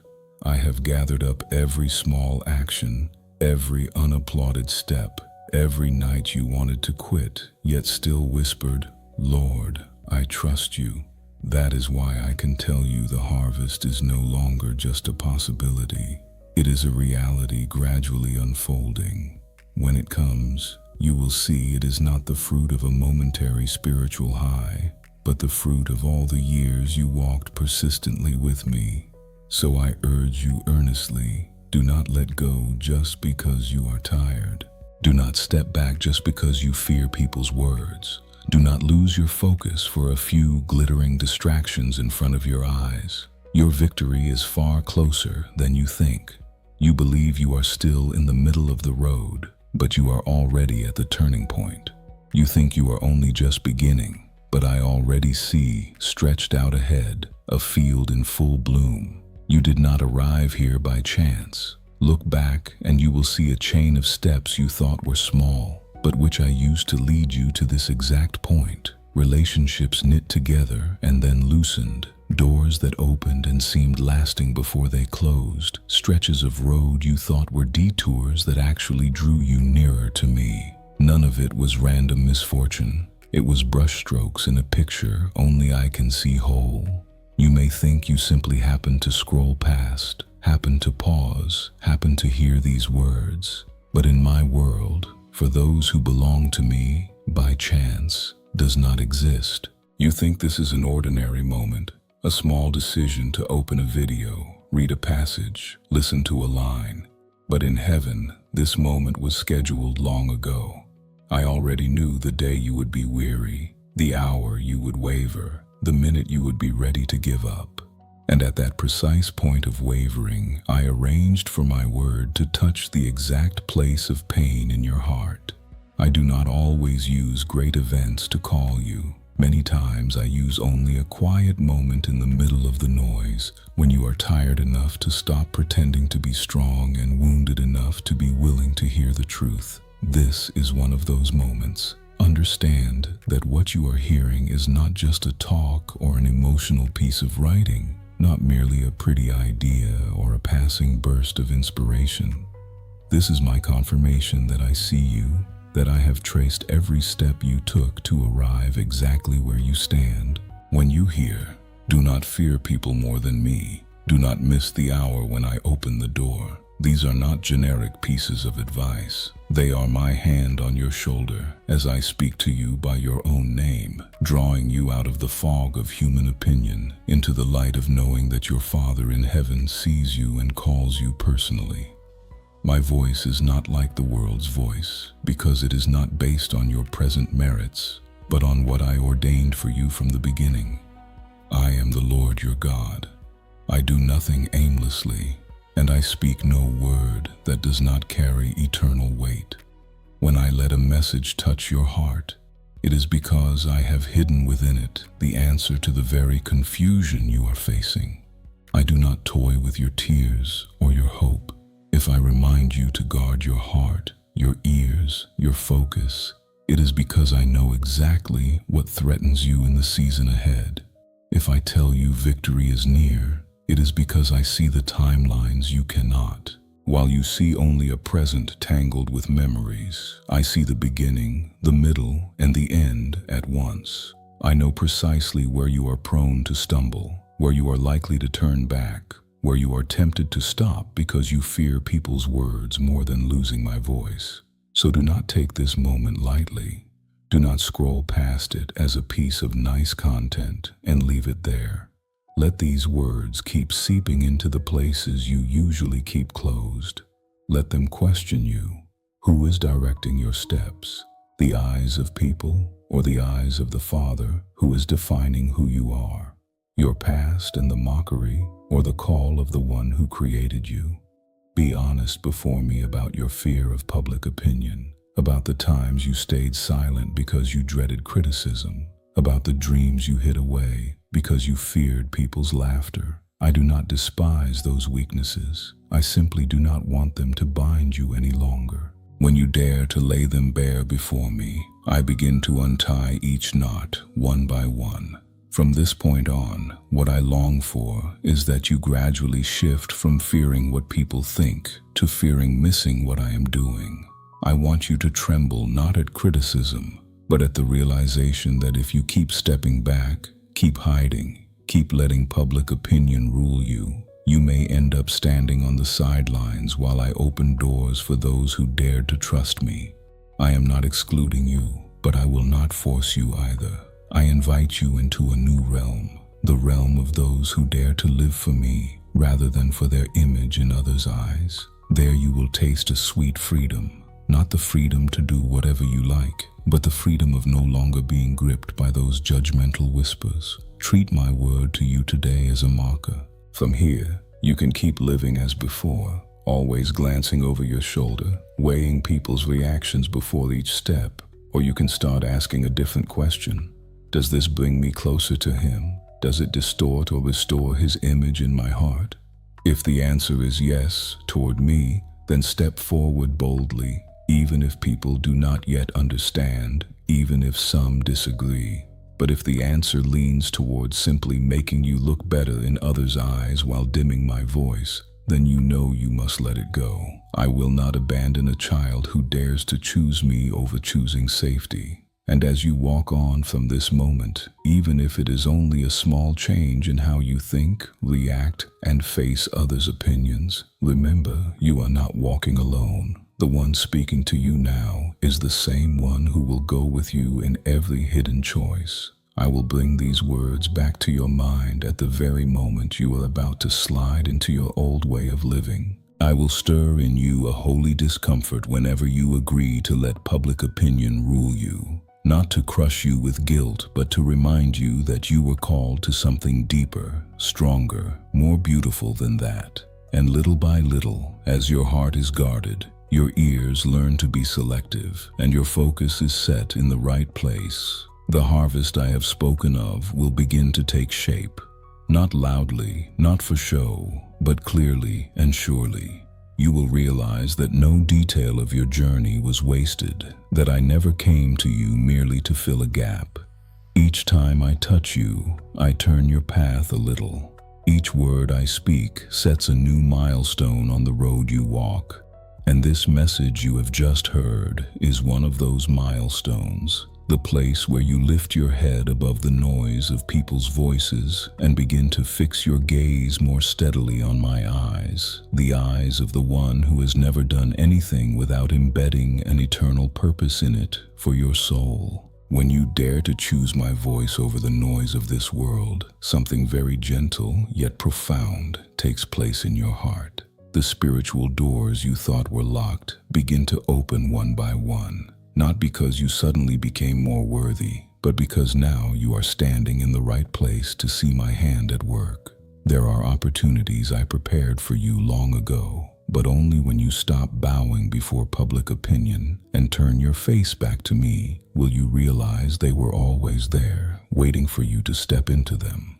You will begin to sense that it is no accident when someone appears to support you, no coincidence when an invitation arrives, no random chance when new crossroads open on your path. All of it is my quiet fingerprint, for I have said, I will instruct you and teach you in the way you should go. I will counsel you with my eye upon you. Psalm 32:8. And when my eye is upon you, no door I open can be shut again by anyone's slander or criticism. But when you step into a season of open doors, that is also exactly when you must guard your heart more carefully than ever. The enemy will not let you go just because you chose me. It will look for another way to pull you out of focus, sometimes through things that seem perfectly reasonable. It will whisper to you to pause a little, just to relax, to compromise a little, just to make life easier, to slow down in a kind of quiet resignation so you clash less with public opinion. Days that look the same repeat. Work pulls you into its cycle. Conversations lead nowhere. Endless hours scroll past on a screen. These may feel like a thin mist, but if you let them cover your heart too long, the flame I kindled in you will slowly fade. You will not notice it at once. It does not go out in one fierce gust, but under 1,000 soft breezes of distraction. I remind you of this not to blame you, but to wake you, so you guard what is most precious, the burning devotion of your heart for me. For I have said, above all else, guard your heart, for everything you do flows from it. Proverbs 4:23. If you can keep your heart, you will be able to keep your whole path. This is not a season for you to walk without direction. It is a season in which I want to lead you step by step in my light. You were not born to grope through the dark, walking and guessing, living in constant fear of being wrong. I have placed my Holy Spirit within you, not as an abstract idea, but as a true comforter and guide. When you feel torn by choices, unsure whether to turn left or right, whether to keep going or to stop, that is precisely when, if you are willing to be still long enough and turn to ask me, you will find me gently inclining your heart toward the right path. I do not lead you with thunder, but with a quiet inner voice, a gentle nudge that leaves you restless about what does not belong to you and gives you deep peace about what I have prepared. Your word is a lamp for my feet and a light on my path. Psalm 119:105. Not to hold as a token, but to truly let it shine on each step. As you walk in my presence, you will find you no longer have to live by guesswork, but by a tender assurance that I am walking right beside you. I know there are seasons when you feel you are merely existing rather than truly living. Each day looks the same. Dreams seem frozen. Promises seem delayed. I know the nights you lie down and quietly ask, Lord, is this enough? Am I really on the right path or just comforting myself? In those moments, the voice of giving up is loudest. Weariness presses on your chest like a stone, trying to pin you down until you no longer want to try. But right at the border between wanting to quit and rising one more time, heaven is watching you most closely. This is not a full stop, but a colon opening into a new part of the story. What you are walking through is not a wall at the end of the road, but a disguised door. I let you reach the limit of your endurance, not so you will break, but so you will see clearly where your strength ends and my grace begins. Do not rush to conclude the story while I have not yet set my pen to the final line. There are things about to enter your life that you cannot imagine, just as a child cannot picture the vastness of the sea when it has only ever seen a small pond. I am preparing works, relationships, doors, and opportunities so large that if I told you all of them now, your mind could not hold them. Instead of trying to figure everything out, learn to trust more deeply. I do not call you to explain every detail of my ways. I call you to walk in obedience, even before you understand the whole picture. You may not grasp why I seem slow, why I am silent, why your road is sometimes winding and steep, but you can choose to believe I am never careless with any detail. For my thoughts are not your thoughts, neither are your ways my ways. Isaiah 55:8. These words are not given to stop you from thinking, but to show you the limits of your reasoning so you lean more fully on my will. Do not let your heart be drained dry by questions I have not yet promised to answer. Do not let small details make you doubt the entirety of my heart for you. When you keep circling the question why, you will wear yourself out. But when you begin to ask, Lord, what do you want me to learn in this? You will begin to grow. I do not promise that every question will be explained in this life, but I promise that nothing you entrust to me in faith will ever be wasted. The things you do not understand today, I will weave together later, so that one day, looking back, you will whisper through tears, so you did not lose even a single piece of my life. In that moment, you will thank me. Not only because I answered your prayers, but because the prayers you thought were forgotten became the very foundation for things you never even dared to ask. Hold firmly to this. I have not only made promises to you, I have already begun to fulfill what I spoke. If your spiritual eyes were opened, you would see the quiet movements around you. People I am slowly bringing closer, old doors closing so new paths can appear, dreams that seemed dead rising gently again in your heart. This is not positive thinking. It is the sign that I am actively moving in your life. He who began a good work in you will carry it on to completion.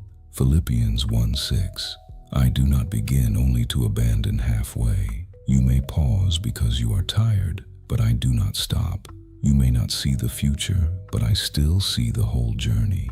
What I ask of you is not perfection, but daily faithfulness. In ordinary mornings, in quiet hours of work, in hidden moments no one sees, where you still choose to live honestly before me. So do not strain to make yourself worthy of the promise. Instead, immerse yourself in my presence and be renewed. When you are weak, speak to me. Do not hide when you are afraid. Call my name. Do not run away when your thoughts are drowning you.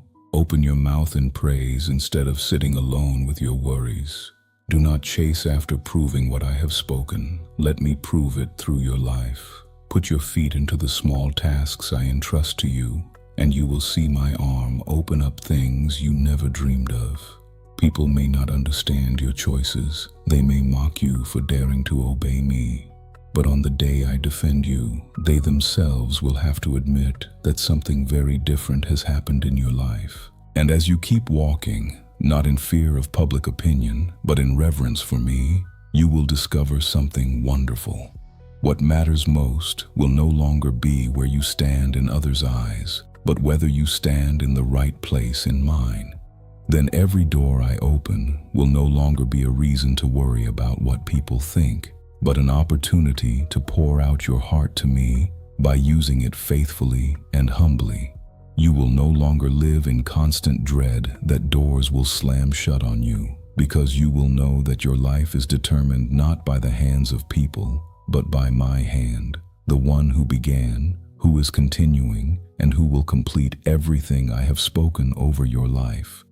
For this reason, understand that what is happening around you is neither random nor meaningless. I have stirred the heavens. I have set the unseen realm in motion. I have sent angels ahead of you to prepare the way in places you cannot reach and to adjust details your mind could never control, all so that the time I appointed for your life may be fulfilled and what I spoke in secret may be revealed in the open. While you are still bewildered by your circumstances, I have already been reshaping the landscape where your eyes cannot see. I have touched the hearts of people you have never met. I have shifted the setting, opening pathways where everything once seemed shut. Now the only thing I seek in you is not extraordinary strength or superior wisdom, but a heart still willing to listen, a mind still willing to soften before me, a soul that refuses to let disappointment and weariness quietly choke the faith you had at first. I need you to stay in fellowship with me, not because I lack anything, but because if you cut yourself off from the source of life, then even though I have arranged everything, you can still miss it, simply because you are no longer sensitive enough to recognize it. So I plead with you, do not close the door of your heart.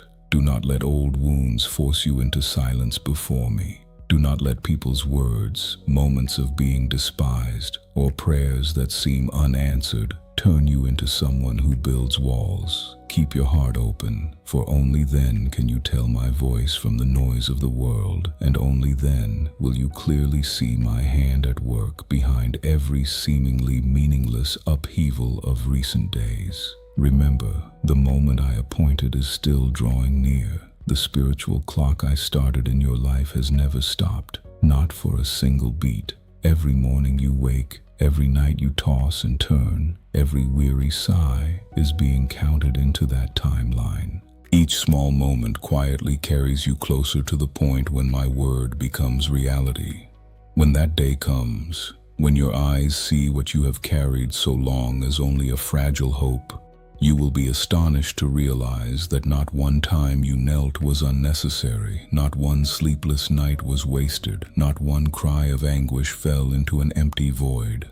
Everything has been gathered, pressed down, accumulated like water rising behind a dam, waiting only for me to say, it is time, and it will burst forth as a flood of blessing over you. You will look back and understand why I allowed the delays, the detours, the moments you felt abandoned. Those very things trained your soul, making it deep enough to hold what I am about to give. A great promise on a shallow heart only shatters the person, but a great promise on a heart refined by fire becomes a blessing to many.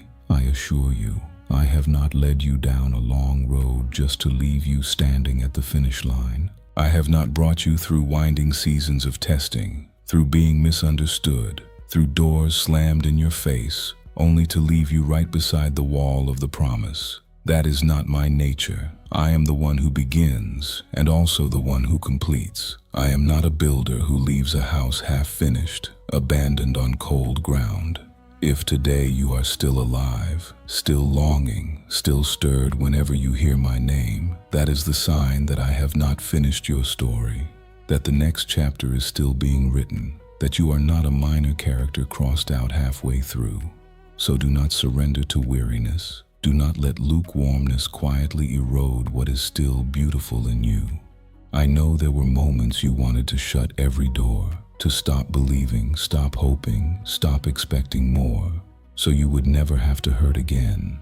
But if you let your soul freeze like that, you will become the one who tears down the very bridge to the harvest you watered with your own tears. I have seen many come close to the tipping point of a miracle, and then, because of a few cutting words, a few cold glances, a few prayers that seemed unanswered, accept compromise and choose an easier but wrong path. And what I longed to give them stayed forever in the realm of not yet. I do not want that repeated in you. I do not want to watch the child I love, who agreed to walk with me through so many barren seasons, turn away just as the skies begin to gather rain. So I remind you, grip my hand even tighter, tune your ears to my voice above every other sound, and keep your heart still able to tremble when it hears the things that belong to me. Do not let indifference cover over your first love. Do not let the fire in you cool into ashes just because you are tired of waiting. If you do not have the strength to run, slow your pace, but do not leave the ranks. If you no longer have the strength to speak, sigh to me, but do not walk away in silence. If your tears outnumber your words, let those very tears become your cry in place of your mouth. I do not need polished prayers. I need sincerity. Wherever there is honesty, there I still have room to act. Remember, coldness does not arrive all at once. It slips in little by little, through small compromises, through moments you let yourself avoid me, through choices where you put human opinion above my word. So today, I tell you, gently yet firmly, guard your heart, for from it flow all the issues of life. If you can keep a heart burning in a world grown cold, you will become the place where I kindle fire for many others.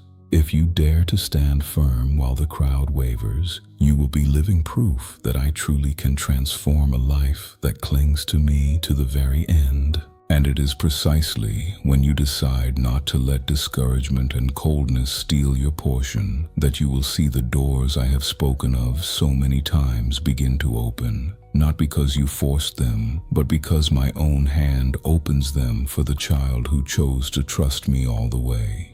Right now, as you sit here letting your heart open to these words, you may not realize that this is not just a few minutes passing among countless other things, but a very special moment in your spiritual life. A moment when the unseen realm draws very near to your reality, when I quietly step into that small space to ask you a deeply personal question.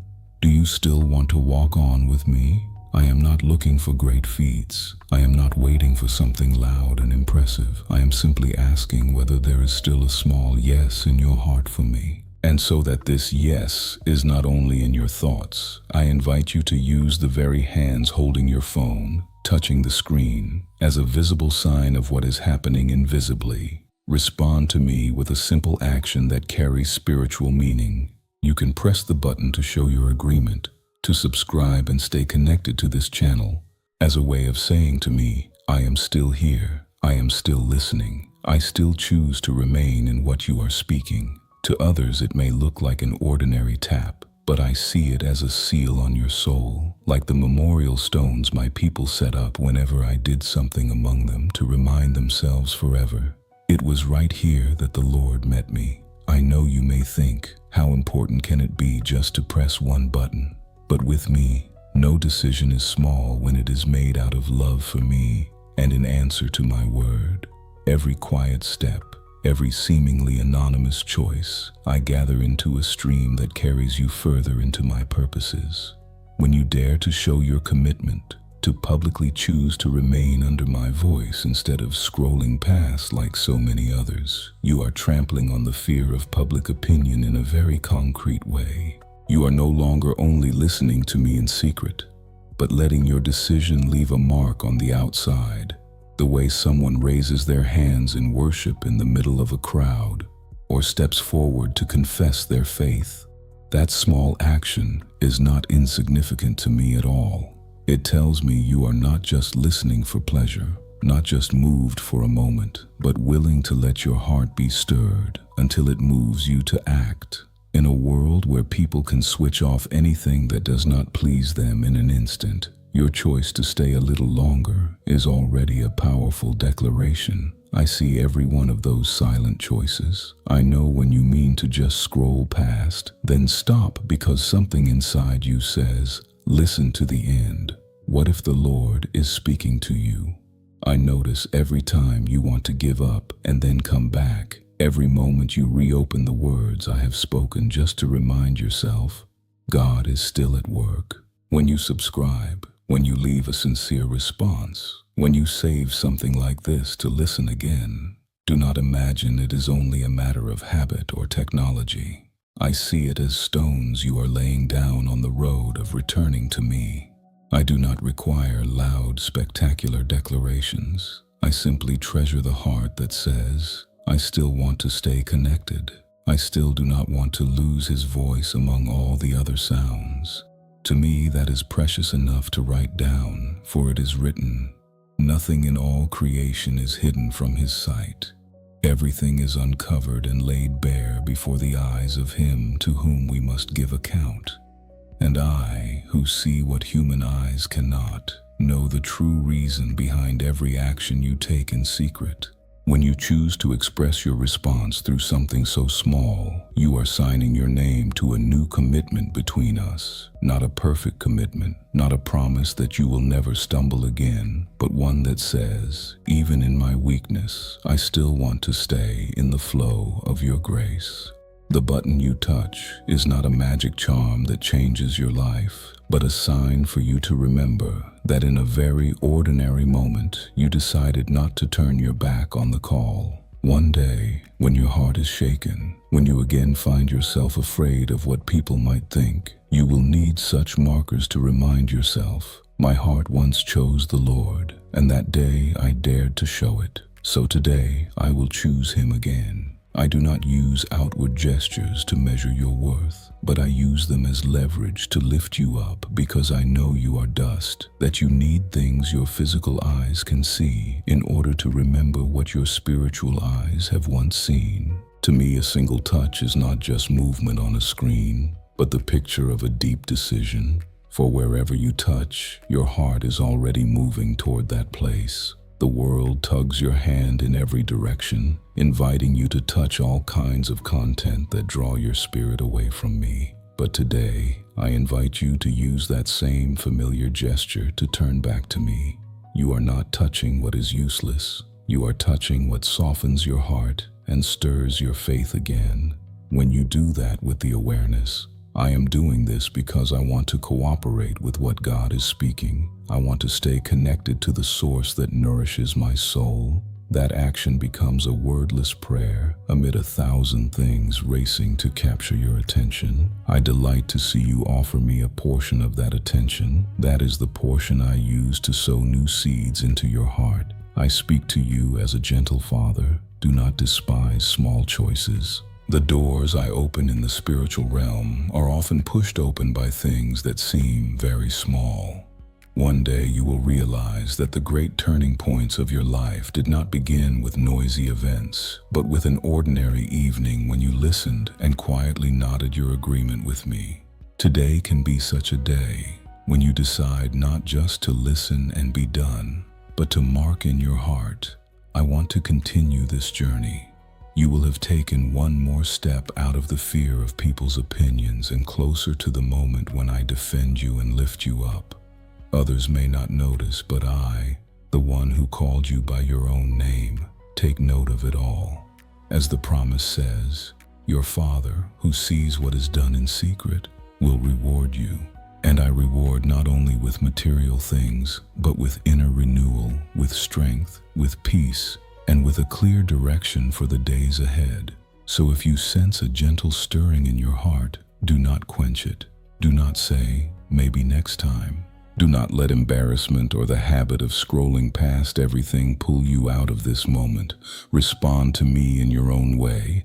A touch, a word of confession, a decision to save this so you can be reminded later. As long as it is something you do in honesty, I understand the spiritual meaning behind it. I see when you choose to stay a few minutes longer, even when your mind wants to wander elsewhere. I cherish it when you say in your heart, I will not leave you halfway again. I want to go with you to the end. That alone gives me reason to pour out on you what I have long prepared. Nothing you do out of love for me is ever wasted, not even a hidden act no one praises. When you choose to stand firm, to keep listening, to keep believing, you are opening over your life a new stream of water that connects what I have spoken with what will unfold ahead. From that hidden place, I will lead you farther than you imagine. And one day, looking back, you will realize that the first step of a whole new season was marked by a very simple decision you thought meant nothing. The decision to remain under my word, the decision not to let the fear of what people think grow stronger than your longing to be close to me. And I, your Lord, who sees to the very bottom of your heart, will not forget a single choice you made just to belong to me a little more. My beloved child, you have walked through so many scrutinizing looks, so many comments and whispers, so many moments of wondering whether you are worthy. But now I want to draw your gaze away from that noise so you can see a deeper truth. There is no moment in your life so small that it is unnecessary in my eyes. The times you sat quietly in a dark room, feeling as if the whole world had forgotten you existed, I was there, watching you, listening to the sobs that never became words. The afternoons you hurried through the crowd with a forced smile, trying to look fine while you felt empty inside. I was walking with you at every step. The nights you tossed and turned, unable to find peace, your heart full of questions you dared not share with anyone. I heard every trembling beat. You do not live in a cold universe. The whole story of your life lies in the palm of my hand, and not one detail is left behind. I am not careless. I do not miscount your years. I do not overlook a single tear that has fallen for my name's sake, or because of the wounds I allowed in order to teach you to grow in faith. You often think only spiritual moments, fervent prayer, passionate service, generous giving, have worth before me, and that your moments of weakness, exhaustion, and weariness barely count. But you are mistaken. I am present even when you do not feel spiritual at all, even when your prayer has shrunk to a tired sigh, when all you can say is, "Lord, I am at the end of myself." I do not turn away in disappointment. In that very moment I bend down closer. I hear the words you do not say. I see the tears you wipe away in a hurry. I count every time you wanted to give up and still chose to cling to me. Each small moment you think is meaningless is actually an invisible line being carved into the story of your faith before heaven. There is no moment that is useless, no pain that is forgotten, no prayer that vanishes into the void when it reaches me from a sincere, even fragile heart. I am not a distant deity too busy to remember the details of your life. I am not one who makes promises and then abandons them, leaving you to manage everything alone. I do not speak empty words just to soothe you for a moment. When I speak, my very nature is bound to that word. So if my word were ever to fail, I would no longer be myself, but that will never happen. I am not confused, not slow, not powerless before any force set against you. If you look around and everything still seems quiet, it is not because I have left, but because I am quietly preparing something that, when it appears, will leave you and everyone watching you in stunned silence. I am weaving, turning, rearranging the things you think are unrelated, so that suddenly, in a moment of my choosing, they will come together to form a new picture of your life, one you never even dared to dream. So keep your ears open. Do not let negative voices, harsh judgments, or old memories of failure fill your inner space until there is no room left for my voice. I do not speak only in unusual moments. I often whisper through very ordinary things. A verse that suddenly rises in your mind, a song that unexpectedly touches the sore place, a friend who happens to speak straight into what you are hiding. That is how I gently nudge your soul. Be watchful, not in panic, but in the sensitivity of faith, so you can tell when I am knocking on the door of a new season. You think everything will just stay dull and drawn out like this, but I am preparing a turning point. Do not let weariness make your ears heavy. Ask me to anoint your heart so you can hear every spiritual movement shifting around you. What I am about to do in your life will not be a small patch or a minor adjustment, but a deep shift, so profound that when you look back, you will see a clear boundary between before and after. I do not upgrade your life the way people update a software version. I reshape the way you see me, the way you see yourself, and the way you understand the meaning of your life. There will be people who witness this turning point and try to explain it away as luck, coincidence, your own effort, favorable circumstances, or this or that person's help. But you will know, deep within, that an unseen hand intervened. I will act in such a way that no one, not even you, can boast. It was by my own strength. What I do will carry the unmistakable mark of grace, greater than your ability, beyond your expectations, surpassing the limits others placed on you, and breaking even the boundaries you unconsciously built around yourself. You will see that there were doors you knocked on until your knuckles were raw and they stayed shut. Relationships you begged to keep that still broke apart. Opportunities you clutched that slipped from your grasp. You sat alone and decided you were a failure, that your life was cursed, that I had favored others over you. But you were looking from below while I see from above. I knew who you would become if those doors had opened exactly as you wished. Connections that would pull you far from me, positions that would feed your pride, successes that would convince you that you no longer needed me. So even as you cried and prayed, I had to say no. And that no of yesterday has become a rescue you did not understand at the time. I have blocked many of the paths you meant to take, not because I am strict or harsh, but because I do not want you straying into dead ends that are beautifully decorated. The enemy is skilled at building roads that look bright and glamorous. Fame, applause, the feeling of belonging to a group, being admired, being recognized. But deep inside, they pull your soul away from its true place of safety. I am not willing to trade your soul just so you do not feel inferior to the world. That is why I would rather let you walk through seasons of disappointment, moments of staggering, opportunities that seem utterly lost, than let you pass through a door that would burn up everything I have been sowing in you all this time.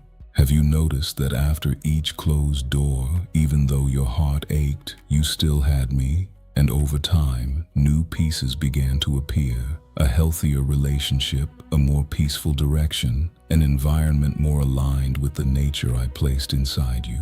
At that point, you began to dimly understand that the breakdowns of the past were not meaningless at all. They are like speed limit signs on the road, reminding you not to rush ahead on instinct, only to crash into a wall you cannot see. I have been quietly correcting your path, turning your steps, cutting away here and adding there, like a patient potter shaping clay into the form he desires. What I am preparing for you is not merely an easier door, but the right door. Right for your calling, your temperament, the gifts I have given, and above all, right for my eternal purpose for your soul. I do not want you to enter places that only make you feel a little less inferior for a moment. I want to bring you to where you live in agreement with what I spoke over you from the very beginning. So do not measure your worth by how many doors people open for you. Learn instead to look toward the door I am preparing. The door that,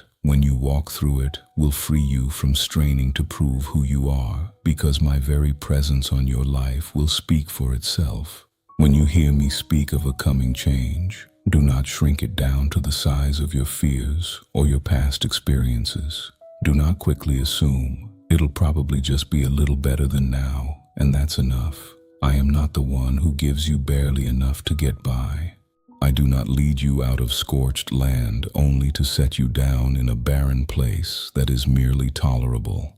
I bring you into a space where your soul can grow, breathe, and bear fruit.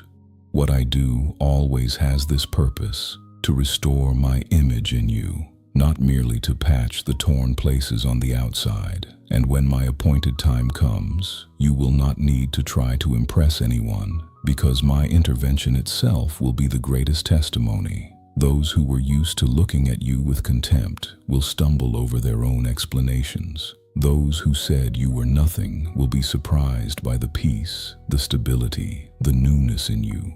But for you, the most precious thing will not be that they change their opinion. It will be that you realize I never abandoned you, not even when everything seemed against you. You will understand that the closed doors, the shattered dreams, the blocked paths of years past were actually signs that I had been intervening very early to protect your soul. On that day, you will no longer look at the future with fear. Fear of being judged, of lack, of loss, of falling behind. but with the eyes of a child who knows the Father holds the keys to every door. Instead of trembling at every decision, you will learn to ask, Lord, which path will bring me closest to you? Then the fear of losing people's approval will give way to a better, holy fear. The fear of missing the moment when I stand at the door of your life and knock. The fear of straying from the path I marked with my own tears, my answers to prayer, and the times I silently pulled you back from the edge. I am leading you to the place where every part of your story, even the torn out pages, is gathered up by me and woven into a new chapter, more beautiful, deeper, and truer. Do not be quick to conclude that your life is nothing but loss. The lands that look barren today may be the very places that bloom tomorrow, if you let me keep working. Let me be the one who decides which doors close and which open. Your part is to keep your heart soft, your ears open, and your feet ready. My part is to complete what I have begun in you, in such a way that when you look back, you can only bow your head and say, if it had not been the Lord, it could never have been like this. In this moment, I invite you to silence every noise, to close the door on every distraction, and to lift up to me the most genuine prayer from the depths of your heart. Almighty God, my beloved Father, today I come to you with a weary heart that does not want to give up. I confess that there have been moments when I stood so close to what you promised, and yet I wanted to turn away because the waiting felt too long and the voices of doubt kept echoing in my mind. Forgive me for the times I let weariness and discouragement speak louder than your voice over my life. Lord, touch me once again. Renew my faith and strengthen me so that I do not, by my own will, step off the path you chose for me. Help me to remember the times you rescued me, made a way for me, and held me up in the past, so my heart is reminded that you are still at work even when I cannot see it. I lay down at the foot of the cross all my calculations, all my shortcuts, every desire to take care of myself in my own way, and I ask you to keep me standing firm until the moment I see your promises become reality in my life. Merciful Father, you who know my heart more deeply than I know myself, I come and lay before you every distraction pulling me away from your good and perfect will. I confess that there have been times I feared people's opinions more than I feared grieving your heart. I let looks, comments, and judgments control my actions and decisions. Forgive me, Lord, for the times I did not dare to obey your voice simply because I was afraid of being mocked, misunderstood, or looked down on. Place within me a holy fear of you, greater than every other fear, so that I will choose what you say, even when it means going against the crowd. Make my ears sensitive to the voice of your Holy Spirit and give me courage to step out of every circle of human control and public opinion so that I may live as one who truly belongs to you and is no longer bound by the thoughts and judgments of people. Almighty God, I bow my head in gratitude because you did not let me drift away in my own spiritual slumber. There were seasons when I lived as though there were endless time, indulging in delay and growing indifferent to your call. Yet in your mercy you woke me. Thank you for the warnings you sent through your word, through circumstances, and through the people you used to remind me that the spiritual clock is counting down. Thank you for not staying silent and letting me be lost, but for stepping in and shaking my soul so I would realize I am drawing near to crucial crossroads. I know that without your grace, I could easily have become someone who quits halfway. Today, I thank you because you are still speaking to me and still disciplining me. And that very fact shows me that you still call me your child. Father full of compassion, thank you that you have never despised my tears. There were nights I wept alone with no one to understand and no one to listen. Yet you were there beside me, quietly gathering every tear into your bottle. Thank you that you did not let my pain be meaningless, but used it like seeds sown into the ground, which in due season blossom into comfort, maturity, and living testimony. Thank you that through these wounds I have learned to feel more deeply for others, to treasure grace more, and to recognize that nothing I have today is something I deserve on my own. Without those seasons of brokenness, I might have stayed proud and shallow. Today, I bow in gratitude because you have been present in every one of my hurts, and I believe you will keep using all of them to work out a goodness far greater than anything I could imagine. I offer this prayer in the holy name of the Lord Jesus Christ. Amen. And don't forget to subscribe and turn on notifications so that together we can build a strong and vibrant community of faith.